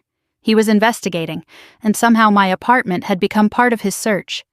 The chaos I had escaped was evolving into something I had not anticipated. I saved the footage. Then I texted Marcus. We have a new problem. December 25th, Christmas Day. I woke slowly. Naturally, no alarm, no urgency. The ocean was glass still, reflecting the pale morning sky like a mirror. I lay in bed for 20 minutes, just breathing, listening to the silence. This was the first Christmas in my adult life where no one needed anything from me. The resort delivered breakfast to my villa, tropical fruit, fresh pastries, Maldivian honey. I ate on the deck with my feet dangling over the water. A sea turtle surfaced nearby. Its ancient eyes met mine for a moment before it dove back into the blue. I took a photo, my first Instagram post in months. The caption was simple, "Merry Christmas to me." I did not tag the location. Let them wonder. I thought about all the Christmases before this one, the frantic cooking, the endless cleaning, the chaos of children while everyone else relaxed. I thought about the year I spent Christmas Eve in the emergency room after Mom's minor kitchen accident, while she and Vanessa went to midnight mass. I thought about the gifts I carefully chose that were opened and glanced at and forgotten within minutes. And I thought about this moment. Alone, peaceful, enough. I checked my phone. A message from Marcus had arrived while I slept. It was 2 a.m, Boston time when he sent it. I am awake. It is chaos here. Greg found something. Everything is falling apart. Call me when you can. I called him immediately. His voice was exhausted, but there was something else in it, something that sounded almost like relief. He told me what happened. The night before, Christmas Eve. After Greg visited my apartment and found it empty, he went back to Patricia's house. Everyone was asleep. But Greg was not tired. He went through Vanessa's phone while she slept, found the calendar entries, Graham and Associates, the divorce lawyer, found text messages discussing strategy, asset division, custody plans, found references to the Nora situation, keeping Greg distracted. Christmas morning, Greg woke Vanessa at 6. We need to talk. Now. In Patricia's guest bedroom, voices rising despite the sleeping children. You are divorcing me? And you did not think to mention it? Greg, I can explain. Explain what? That you have been lying for months? That you used your own sister as a cover story? I was going to tell you. When? After you had drained the accounts and taken the kids? The children woke up, crying, confused. Lily, the oldest, asked the question no one wanted to answer. Is it because Aunt Nora did not come? That sentence hung in the air. Even a 7-year-old had connected the dots. Marcus continued. Greg just told Vanessa he is freezing all joint accounts first thing tomorrow. She is hysterical. Mom is trying to calm everyone down, but she is already on the wine again. It is 7:30 in the morning and she is already drinking. The matriarch was losing control. Patricia had tried to salvage Christmas morning. Everyone calm down. It is Christmas. We can discuss this later. But Greg was not interested in later. Stay out of this, Patricia. This is between me and my wife. Do not speak to me like that in my own house. Your house? You mean the house you are about to lose because you cannot pay the second mortgage you hid from everyone? Silence. Marcus told me Greg had been doing his own investigation. He found documents Patricia thought were hidden. A second mortgage taken out 3 years ago. Current balance $112,000. Payments behind. Foreclosure proceedings initiated. Vanessa turned on Patricia. Mom, you told me you were fine. You said the house was paid off. I was handling it. Handling it? By stealing Nora's identity? By trying to sell Grandma's beach house? That beach house should have been split equally. Your grandmother had no right. She had every right. It was her house. The alliance between Patricia and Vanessa was fracturing. They had been united against me. Now they were turning on each other. Greg stood in the corner watching, taking mental notes for his own legal strategy. Marcus added one more detail. Mom just admitted she opened credit cards in my name too. Not just yours. She said it was temporary.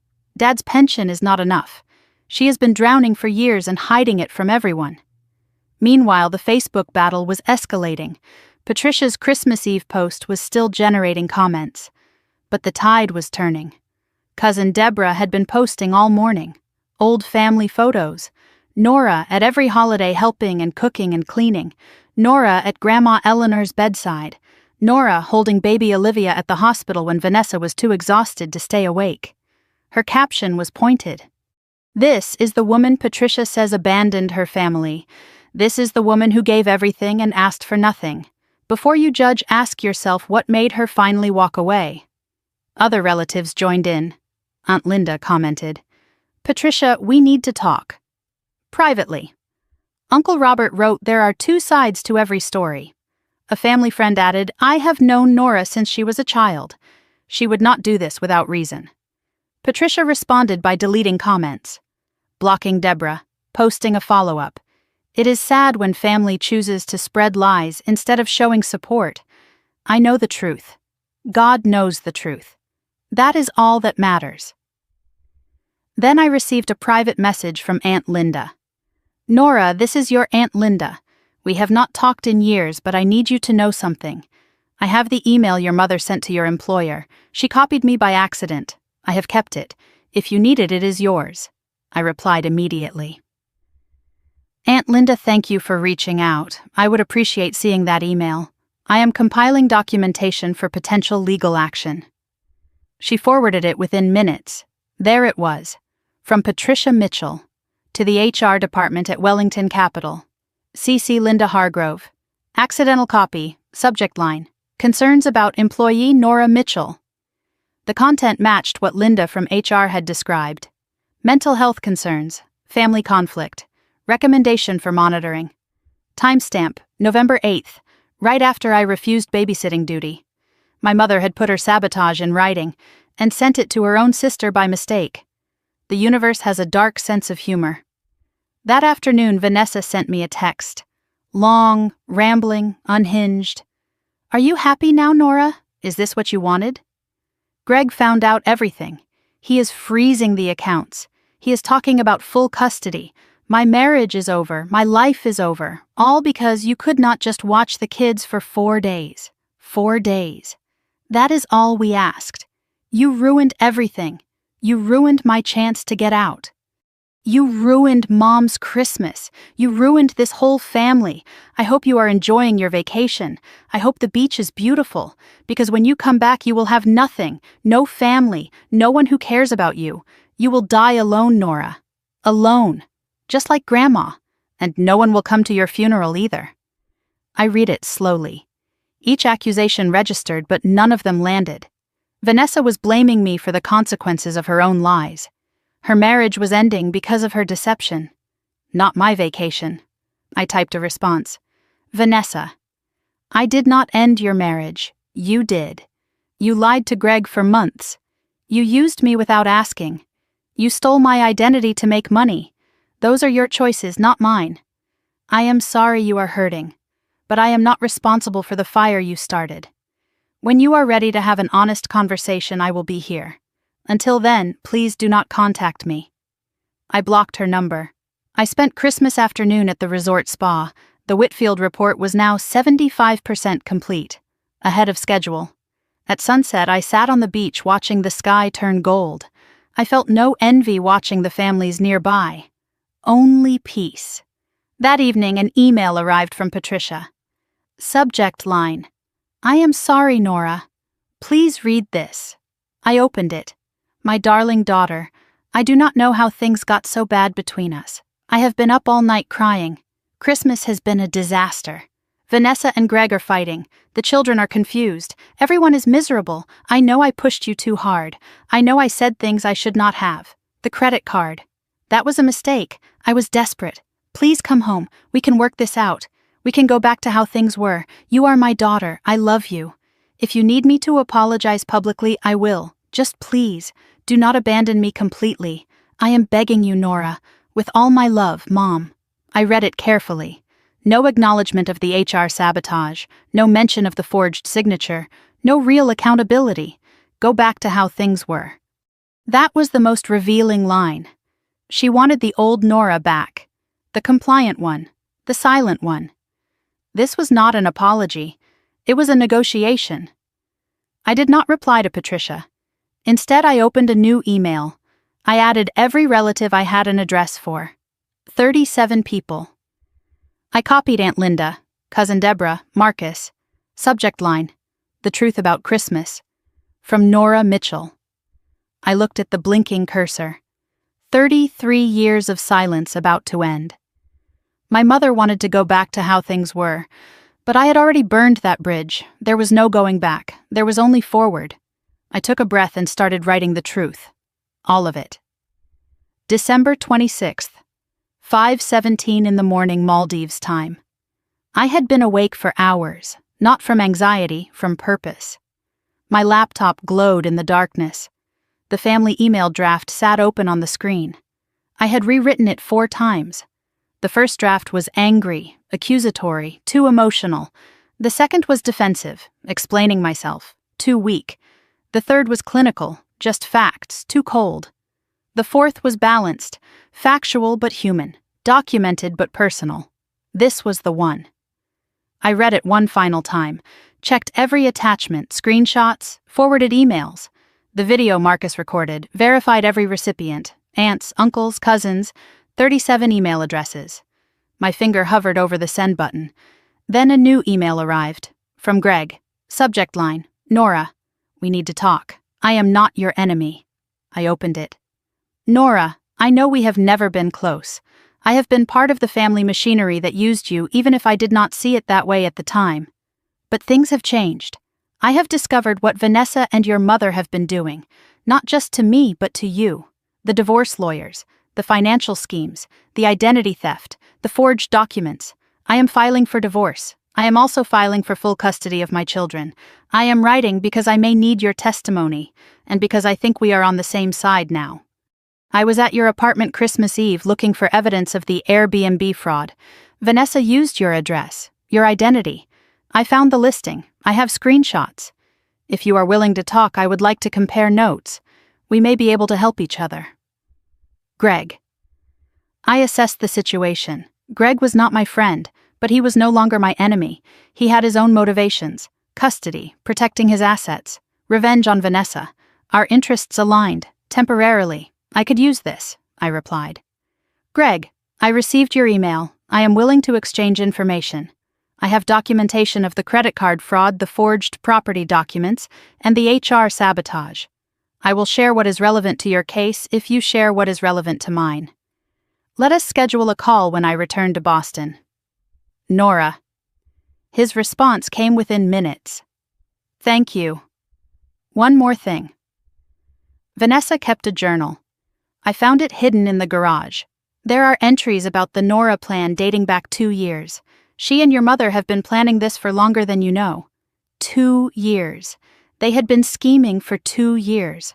While I was driving to Cape Cod every weekend, while I was caring for Eleanor, while I was believing we were family.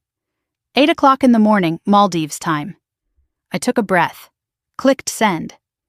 The email flew to 37 inboxes across the country. No taking it back now. The subject line was simple. The truth about Christmas. From Nora Mitchell. I opened with context. Dear family, I have been silent for a long time. Too long.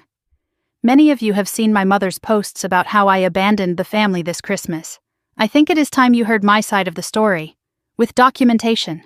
I laid out everything, section by section, the babysitting demand, the refusal to accept no. Patricia's words, you are single. You have no excuse. The credit card fraud, screenshots of the Bank of America account, $43,722, billed to Patricia's address. I did not open this card. I never signed anything. My mother used my social security number without my knowledge or consent. The HR sabotage. The email Patricia sent to Wellington Capital, thanks to Aunt Linda for providing it. I suggest the company monitor her closely during this difficult time. My mother tried to destroy my career because I would not babysit. The beach house fraud. The letter from Attorney Sullivan. The forged signature Patricia submitted to transfer property she does not own. The Airbnb fraud. Screenshots of the listing. Vanessa renting out my apartment without my knowledge. Collecting income I never saw. I closed with clarity. I did not abandon my family. I removed myself from a situation where I was being exploited, defrauded, and slandered. I chose to spend Christmas in peace rather than in servitude. That is not abandonment. That is self-preservation. I share this not for sympathy, but for truth. You can draw your own conclusions. With respect. Nora. The responses came quickly. Within 2 hours, the first wave arrived. Cousin Deborah was immediate. Nora. I knew there was more to this story. I am so sorry you have been carrying this alone. You have my full support. Let me know if you need anything. Aunt Linda replied next. I forwarded that email because I knew Patricia was lying. I have watched her manipulate people for 40 years. It was time someone stood up. I am proud of you, sweetheart. Uncle Robert was more measured. This is a lot to process. I always knew Patricia was difficult, but this is criminal behavior. I need to think about this. Aunt Margaret was direct. I am shocked but not surprised. Patricia has always believed the rules do not apply to her. Nora, you did the right thing by documenting everything. Protect yourself. Cousin James was blunt. Holy shit, Nora. I am sorry we all missed this. We should have paid more attention. One response stood out from the others. A cousin I barely knew. Nora, this is David. I work in financial crimes for the FBI. I am not suggesting federal charges at this point, but if you want to discuss your options, call me. This is serious. Then Patricia saw the email chain. She fired back with a reply all. Against all advice, she responded publicly. I am appalled at these lies being spread about me by my own daughter. Yes, I borrowed some money. Families do that. It was going to be paid back. Yes, I called her employer because I was worried about her mental health. Any mother would do the same. The beach house situation is a misunderstanding. I was trying to help. Nora has been manipulated by outside influences, probably that lawyer of hers, and is trying to destroy her own family. I am the victim here. I gave everything to my children, and this is how I am repaid. I will be consulting my attorney about these slanderous accusations. Do not contact me unless you are ready to apologize for believing these lies. Her email only confirmed what I had documented. She admitted to borrowing money. She admitted to calling my employer. She claimed misunderstanding about the forgery but offered no explanation. Every sentence dug her hole deeper. Cousin Deborah responded immediately. Reply all, Patricia. You just admitted to everything Nora accused you of. Borrowing money without consent is theft. Calling someone's employer with false claims is defamation. Misunderstanding about forged signatures is fraud. Please stop emailing. Aunt Margaret sent me a private message. Your mother just called me screaming. She says you have turned the whole family against her. I told her she turned herself against the family. She hung up on me. First time in 60 years.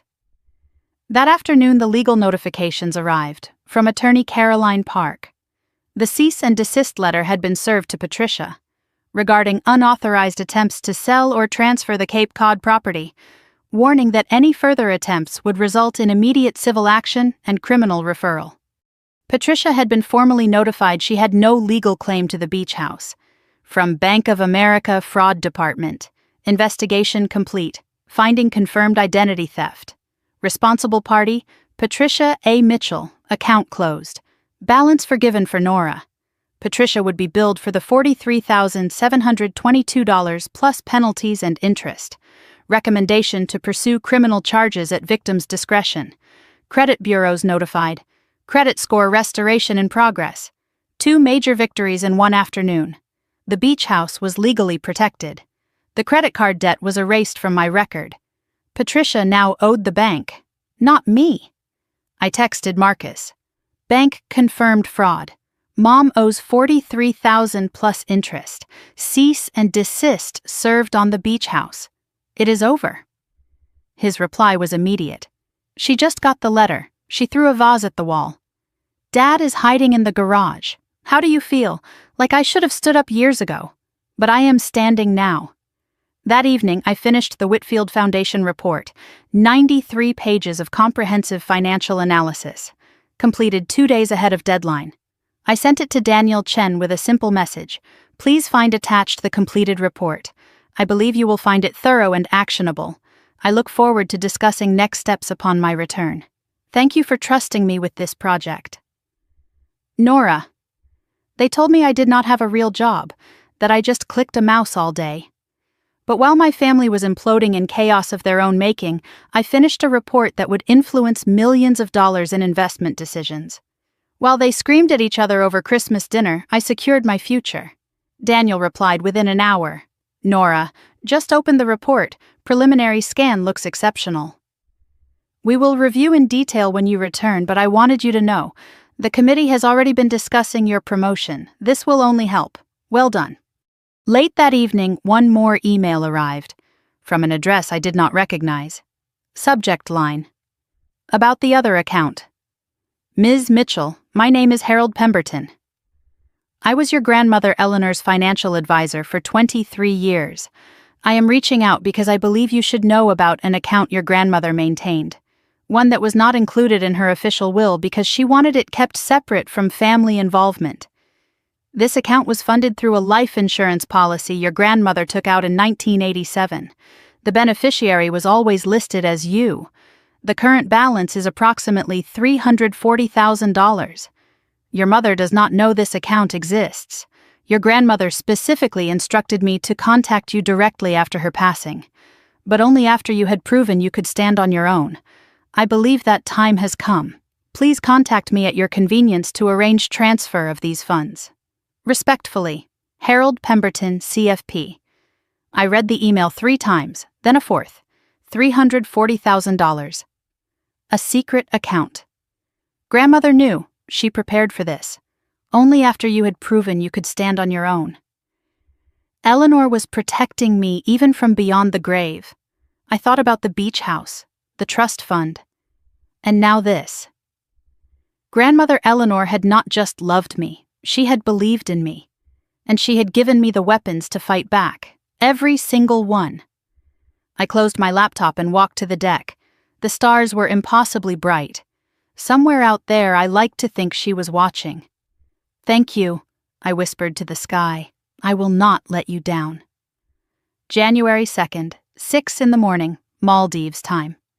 I stood on my villa deck one final time. The ocean was calm, painted pink by the rising sun. My suitcase was packed. My laptop bag held the completed Whitfield report, already submitted, already praised. I had spent 11 days in paradise, the longest vacation of my adult life. I arrived exhausted, anxious, running from something. I was leaving rested, centered, walking toward something. I looked out at the water and took inventory of everything that had changed. Credit score restored. Beach house legally protected. Secret account with $340,000 awaiting transfer. Family in ruins of their own making. Career promotion imminent. Self-worth reclaimed. I thought about the woman who boarded the plane in Boston 11 days ago. She was angry, desperate, fleeing. The woman leaving the Maldives was different. She was not running anymore. She was returning, on her terms, to claim what was hers. The journey home was long, 17 hours. Mail to Dubai to Boston, first class again. I had earned it. I slept deeply, peacefully, no nightmares about family, no dread about what awaited. Just rest. During the Dubai layover, my phone buzzed with a calendar notification I had not set. Promotion announcement, January 3rd, 10 a.m. Conference room A. Daniel must have added it to my calendar remotely. 8:47 in the evening Eastern Time, Logan Airport. The cold hit me immediately. 12 degrees, snow on the ground. A universe away from the Maldives' warmth. I took a taxi home, watching the city lights blur past. Boston felt different now, smaller, less intimidating. I checked the security app before opening my apartment door. No alerts since Greg's midnight visit. Everything was exactly as I had left it. Cold, still, untouched. I turned on the heat, made tea, sat in the silence. Mr. Okonkwo had left my mail in a neat stack on the counter. Bills, junk mail, holiday cards from colleagues, and one handwritten envelope, no return address. I opened it carefully. Inside was a single sheet of paper. Nora, I do not know if you will ever speak to me again, and I would not blame you. I just wanted to say you were always the best of us. I am sorry I did not protect you. I am sorry I was weak. I hope someday you can forgive me. Dad, my father. The silent one. The one who never intervened. Never stood up for me. Never said a word while Patricia used me as a resource. I read it twice, then set it aside. I did not know what to feel. Not yet. My phone buzzed. A text from Marcus. Mom knows you are back. She saw your Instagram story from the airport. She is planning something. Stay alert. The next morning I arrived at the office early, dressed sharply. Colleagues greeted me warmly. Word had spread about the Whitfield report. Daniel met me in the hallway. Ready? I have been ready for 7 years. Conference room A was filled with senior leadership. Daniel spoke first. The Whitfield Foundation report was exceptional, comprehensive, insightful, delivered ahead of schedule while Nora was managing personal challenges most of us cannot imagine. He paused. It is my pleasure to announce that Nora Mitchell has been promoted to Director of Investment Analysis, effective immediately. Applause, handshakes, congratulations. I accepted graciously, professionally, without tears. Daniel pulled me aside after.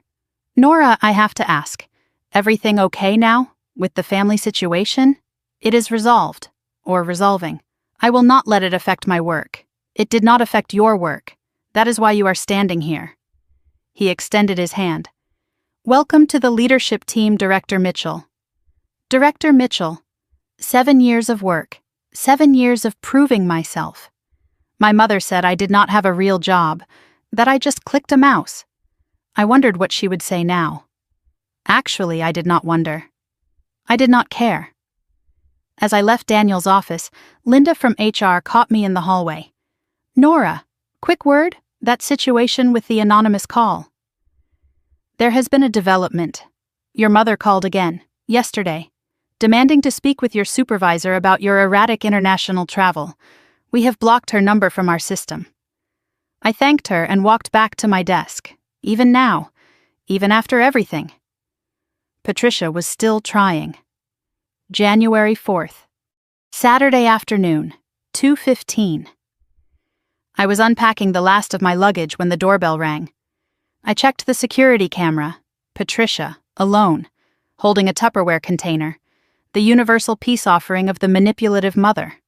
I could have ignored it, pretended I was not home, But that would be hiding, and I was done hiding. I opened the door but did not invite her in. I stood in the doorway blocking entry. She looked 10 years older than 2 weeks ago. Hair not styled, makeup minimal, dark circles under her eyes. Her hands shook slightly, holding the Tupperware. "Nora, I brought lasagna. Your favorite. Thank you." I took the container. Did not move. "Can I come in? It is cold out here. I would prefer to talk in the hallway." She flinched. "Nora, please. I just want to talk. To explain. Then explain. I am listening." She launched into her speech. The performance. "I know I have made mistakes. I know I hurt you. I was under so much pressure. The mortgage, the bills, taking care of everyone. You stole my identity. You forged my signature. You tried to destroy my career. I did not. I was trying to help. I was confused. I did not understand what I was doing. You understood exactly what you were doing. You told Vanessa in an email. Either way, we win." Her face went pale. "You have that email?" "I have everything, Mom. Every email, every voicemail, every document you forged. The video Marcus recorded, the journal Vanessa kept." Her voice hardened. "So what do you want? An apology?" "Fine. I am sorry. I am sorry I was not a perfect mother. I am sorry I needed help and did not know how to ask. That is not an apology. That is an excuse." "Then what do you want from me?" "I want boundaries. Clear, documented, enforceable boundaries." I reached into my back pocket and pulled out a folded document. Printed, prepared. I handed it to her. The contract was detailed. Services agreement between Nora Mitchell and Patricia Mitchell. Childcare rate $75 per hour per child. Holiday rate $150 per hour per child. Minimum notice 30 days for all requests. Payment 100% upfront. Non-refundable. Verbal abuse clause. Any disparaging comments result in immediate termination of interaction. Property clause. Patricia acknowledges no legal claim to Cape Cod property. Credit clause. Patricia acknowledges responsibility for all fraudulent credit accounts. Failure to comply with any term constitutes consent to full legal prosecution of documented crimes. She stared at it. "You want me to sign a contract? To see my own grandchildren? I want you to understand that access to my time, my home, and my life is not automatic. It is earned. This is ridiculous. Family does not pay family, then family does not exploit family. Those are the terms, Mom. Take it or leave it. If you ever try to dump the kids on me again without asking, I will call Child Protective Services for abandonment. I am not joking." She tried one more angle. Her voice softened to a whisper. "I could go to prison, Nora. The bank, the credit cards. If you press charges." "I know, please. I am your mother. Do not destroy me. I am not destroying you. I am protecting myself. Something I should have done years ago. Your grandmother would be ashamed of you." The blade slid in, but it did not cut like it used to. "Actually, grandmother left me everything specifically because she knew what you were capable of. She even left me a secret account you did not know about. She protected me from you." Shock crossed her face. Then rage. Then something like fear. "What secret account? That is not your concern. What is your concern is that contract in your hand." She looked at the document. Looked at me. Looked at the camera still recording above my door. "Fine." Her voice was ice. "I will sign your precious contract." She produced a pen, signed at the bottom, handed it back. "Happy now?" "I am not happy, Mom. I am protected. There is a difference." She turned to leave, then paused. "Vanessa is coming to see you. Tonight. She thinks she can fix this. She thinks you will listen to her." She laughed bitterly. "Good luck with that." She walked away without looking back. That evening at 7:30 the doorbell rang again. Vanessa, alone. No Tupperware, just a large envelope. I opened the door but did not step aside. Her approach was different from Patricia's. She did not try to enter, Did not cry, did not beg. She looked exhausted, defeated, honest for the first time. I am not here to apologize. We both know I cannot undo what I did. Then why are you here? To give you this. She held out the envelope. Inside was full documentation of the Airbnb fraud, account details, income records, a signed confession acknowledging the scheme, transfer documents returning all earnings, $4,847. Greg's lawyer said I need to make amends where I can. This is what I can do. We talked, briefly. She admitted she had been desperate. Greg controlled everything. She thought if she could get enough money she could escape. She was ashamed to ask me for help. Patricia convinced her I would say no. So instead she committed fraud and destroyed her marriage anyway. Maybe someday, she said quietly. Coffee? When I have done the work? Maybe. Someday. But not yet. She nodded. That is fair. She turned to leave. Marcus is moving to Seattle next month. Did he tell you? He mentioned it. He is the smart one, getting away from all of us. A sad smile. Take care, Nora. Later that night, Marcus texted me. How did it go? Mom signed the contract. Vanessa gave me Airbnb documentation. It is over. Not quite over. I found something in Mom's house while I was packing my stuff. He sent a photo, a ledger, handwritten, hidden in Patricia's closet, columns of numbers, dates, names labeled at the top, family contributions. She has been keeping track of everything she has ever spent on each of us. Every gift, every meal, every favor, for decades. She has been calculating what we owe her, our whole lives. The total next to your name is circled in red. She thinks you owe her $127,000. She has been planning this, the beach house, the credit cards, everything, as repayment.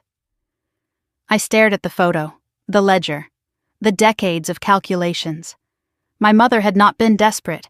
She had been strategic. Every birthday gift was an investment. Every holiday dinner was a transaction. She did not love her children. She maintained accounts. And when I refused to pay, she tried to collect by force. I saved the photo, added it to the evidence folder. Then I texted Marcus. Thank you, for everything. Go to Seattle, start over, you have earned it. He replied. You too, sis. You too. I turned off my phone and looked around my apartment. My apartment, my life, my rules. The war was over. I had won. But victory, I was learning, was just the beginning of something new. April 15th, 7 in the morning. I woke in a bedroom I had come to love, the master suite of the Cape Cod beach house. Sunlight streamed through white curtains carrying the smell of salt air. I had been coming here every other weekend since January, keeping my promise to grandmother Eleanor. I had made small changes, fresh paint, new linens, updated kitchen appliances. But the bones remained. Eleanor's reading chair by the window, the antique clock on the mantel, the photos on the walls. It was no longer a museum. It was a home. My home. I made coffee and carried it to the porch. The same view Eleanor watched for 60 years. Waves rolling onto the shore, seagulls calling in the distance, the endless horizon where the ocean met the sky. I understood now why my grandmother loved this place. It was not about the property value, it was about the peace. 3 months ago, I was flying to the Maldives to escape my family. Now I sat on my grandmother's porch watching the same waves she watched, drinking coffee in the quiet she protected. Everything was different. Everything was the same. The only thing that truly changed was me. My phone buzzed with a calendar reminder, quarterly family dinner, Patricia's house, 6 p.m. I stared at it, then dismissed the notification. I was not going. And for the first time that decision came without guilt.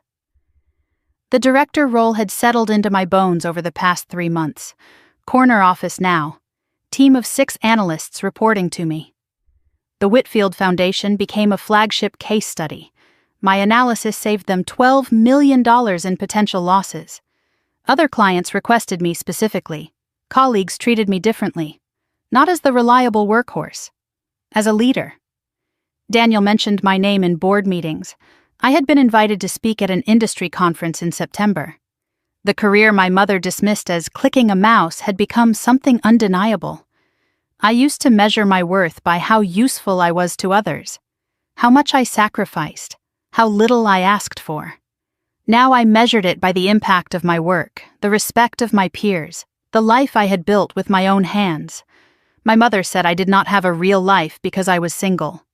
But sitting in my corner office, leading my team, owning my home, I had never felt more real. Harold Pemberton transferred the $340,000 as promised. I invested most of it. Long-term growth portfolio. I donated $40,000 to the Alzheimer's Association in Eleanor's name. A plaque at the Cape Cod Community Center now reads, Eleanor Rose Mitchell Memorial Garden. She would have liked that. Patricia was contained but not changed. The contract held. She had not called my office again, had not attempted to visit unannounced. The $43,722 credit card debt was being repaid in monthly installments. Court ordered after my attorney filed a civil claim. The beach house had not been mentioned, but Patricia was still Patricia. She told relatives I was troubled, under the influence of lawyers. She hosted family dinners I no longer attended. Posted on Facebook about when families fall apart with sad emojis. She played the martyr, but to a smaller and smaller audience. The extended family had shifted. Aunt Linda called me monthly. Genuine conversations. Cousin Deborah had become a friend. We had lunch twice. Uncle Robert sent birthday cards now. The family that once accepted Patricia's narrative had fragmented. Some still believed her. Many did not. Aunt Linda mentioned something in our last call. Your father asked about you. He wants to reach out again but does not know how. I told him to give you space. Was that right? I said yes. But I had been thinking about that handwritten note ever since.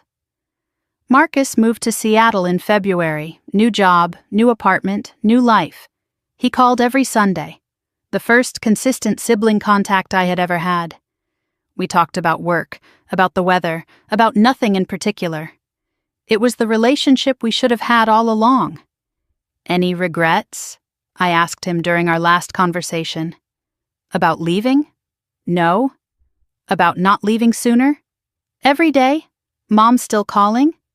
Once a week. I let it go to voicemail. She leaves messages about how I have abandoned her. Same script, different child. Yeah. But it does not work anymore. That is the difference. That is all the difference in the world. Vanessa's divorce finalized in March.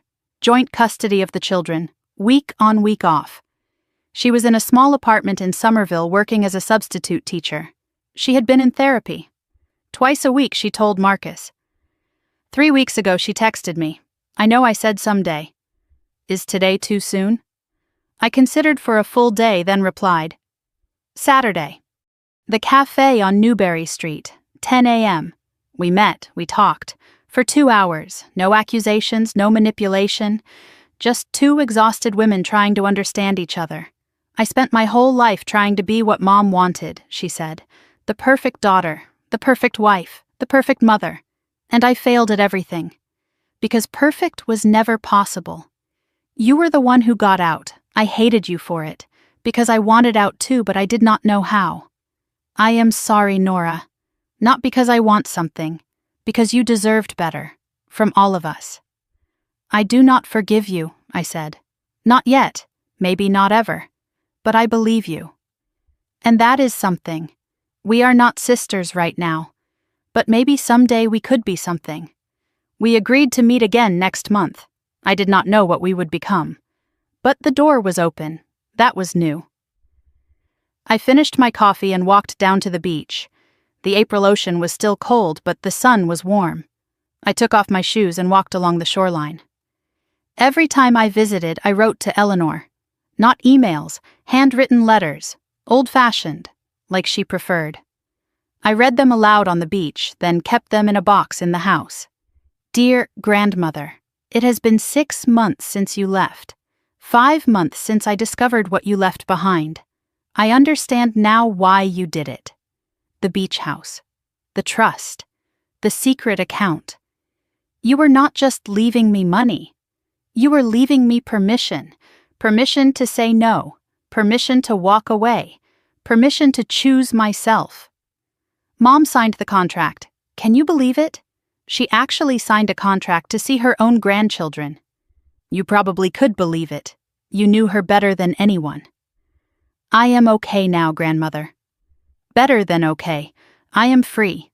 I kept my promise. I did not let them use me anymore, and I kept your house. I kept your peace. I hope wherever you are that you are proud of me. I love you. I always will. Your granddaughter, Nora.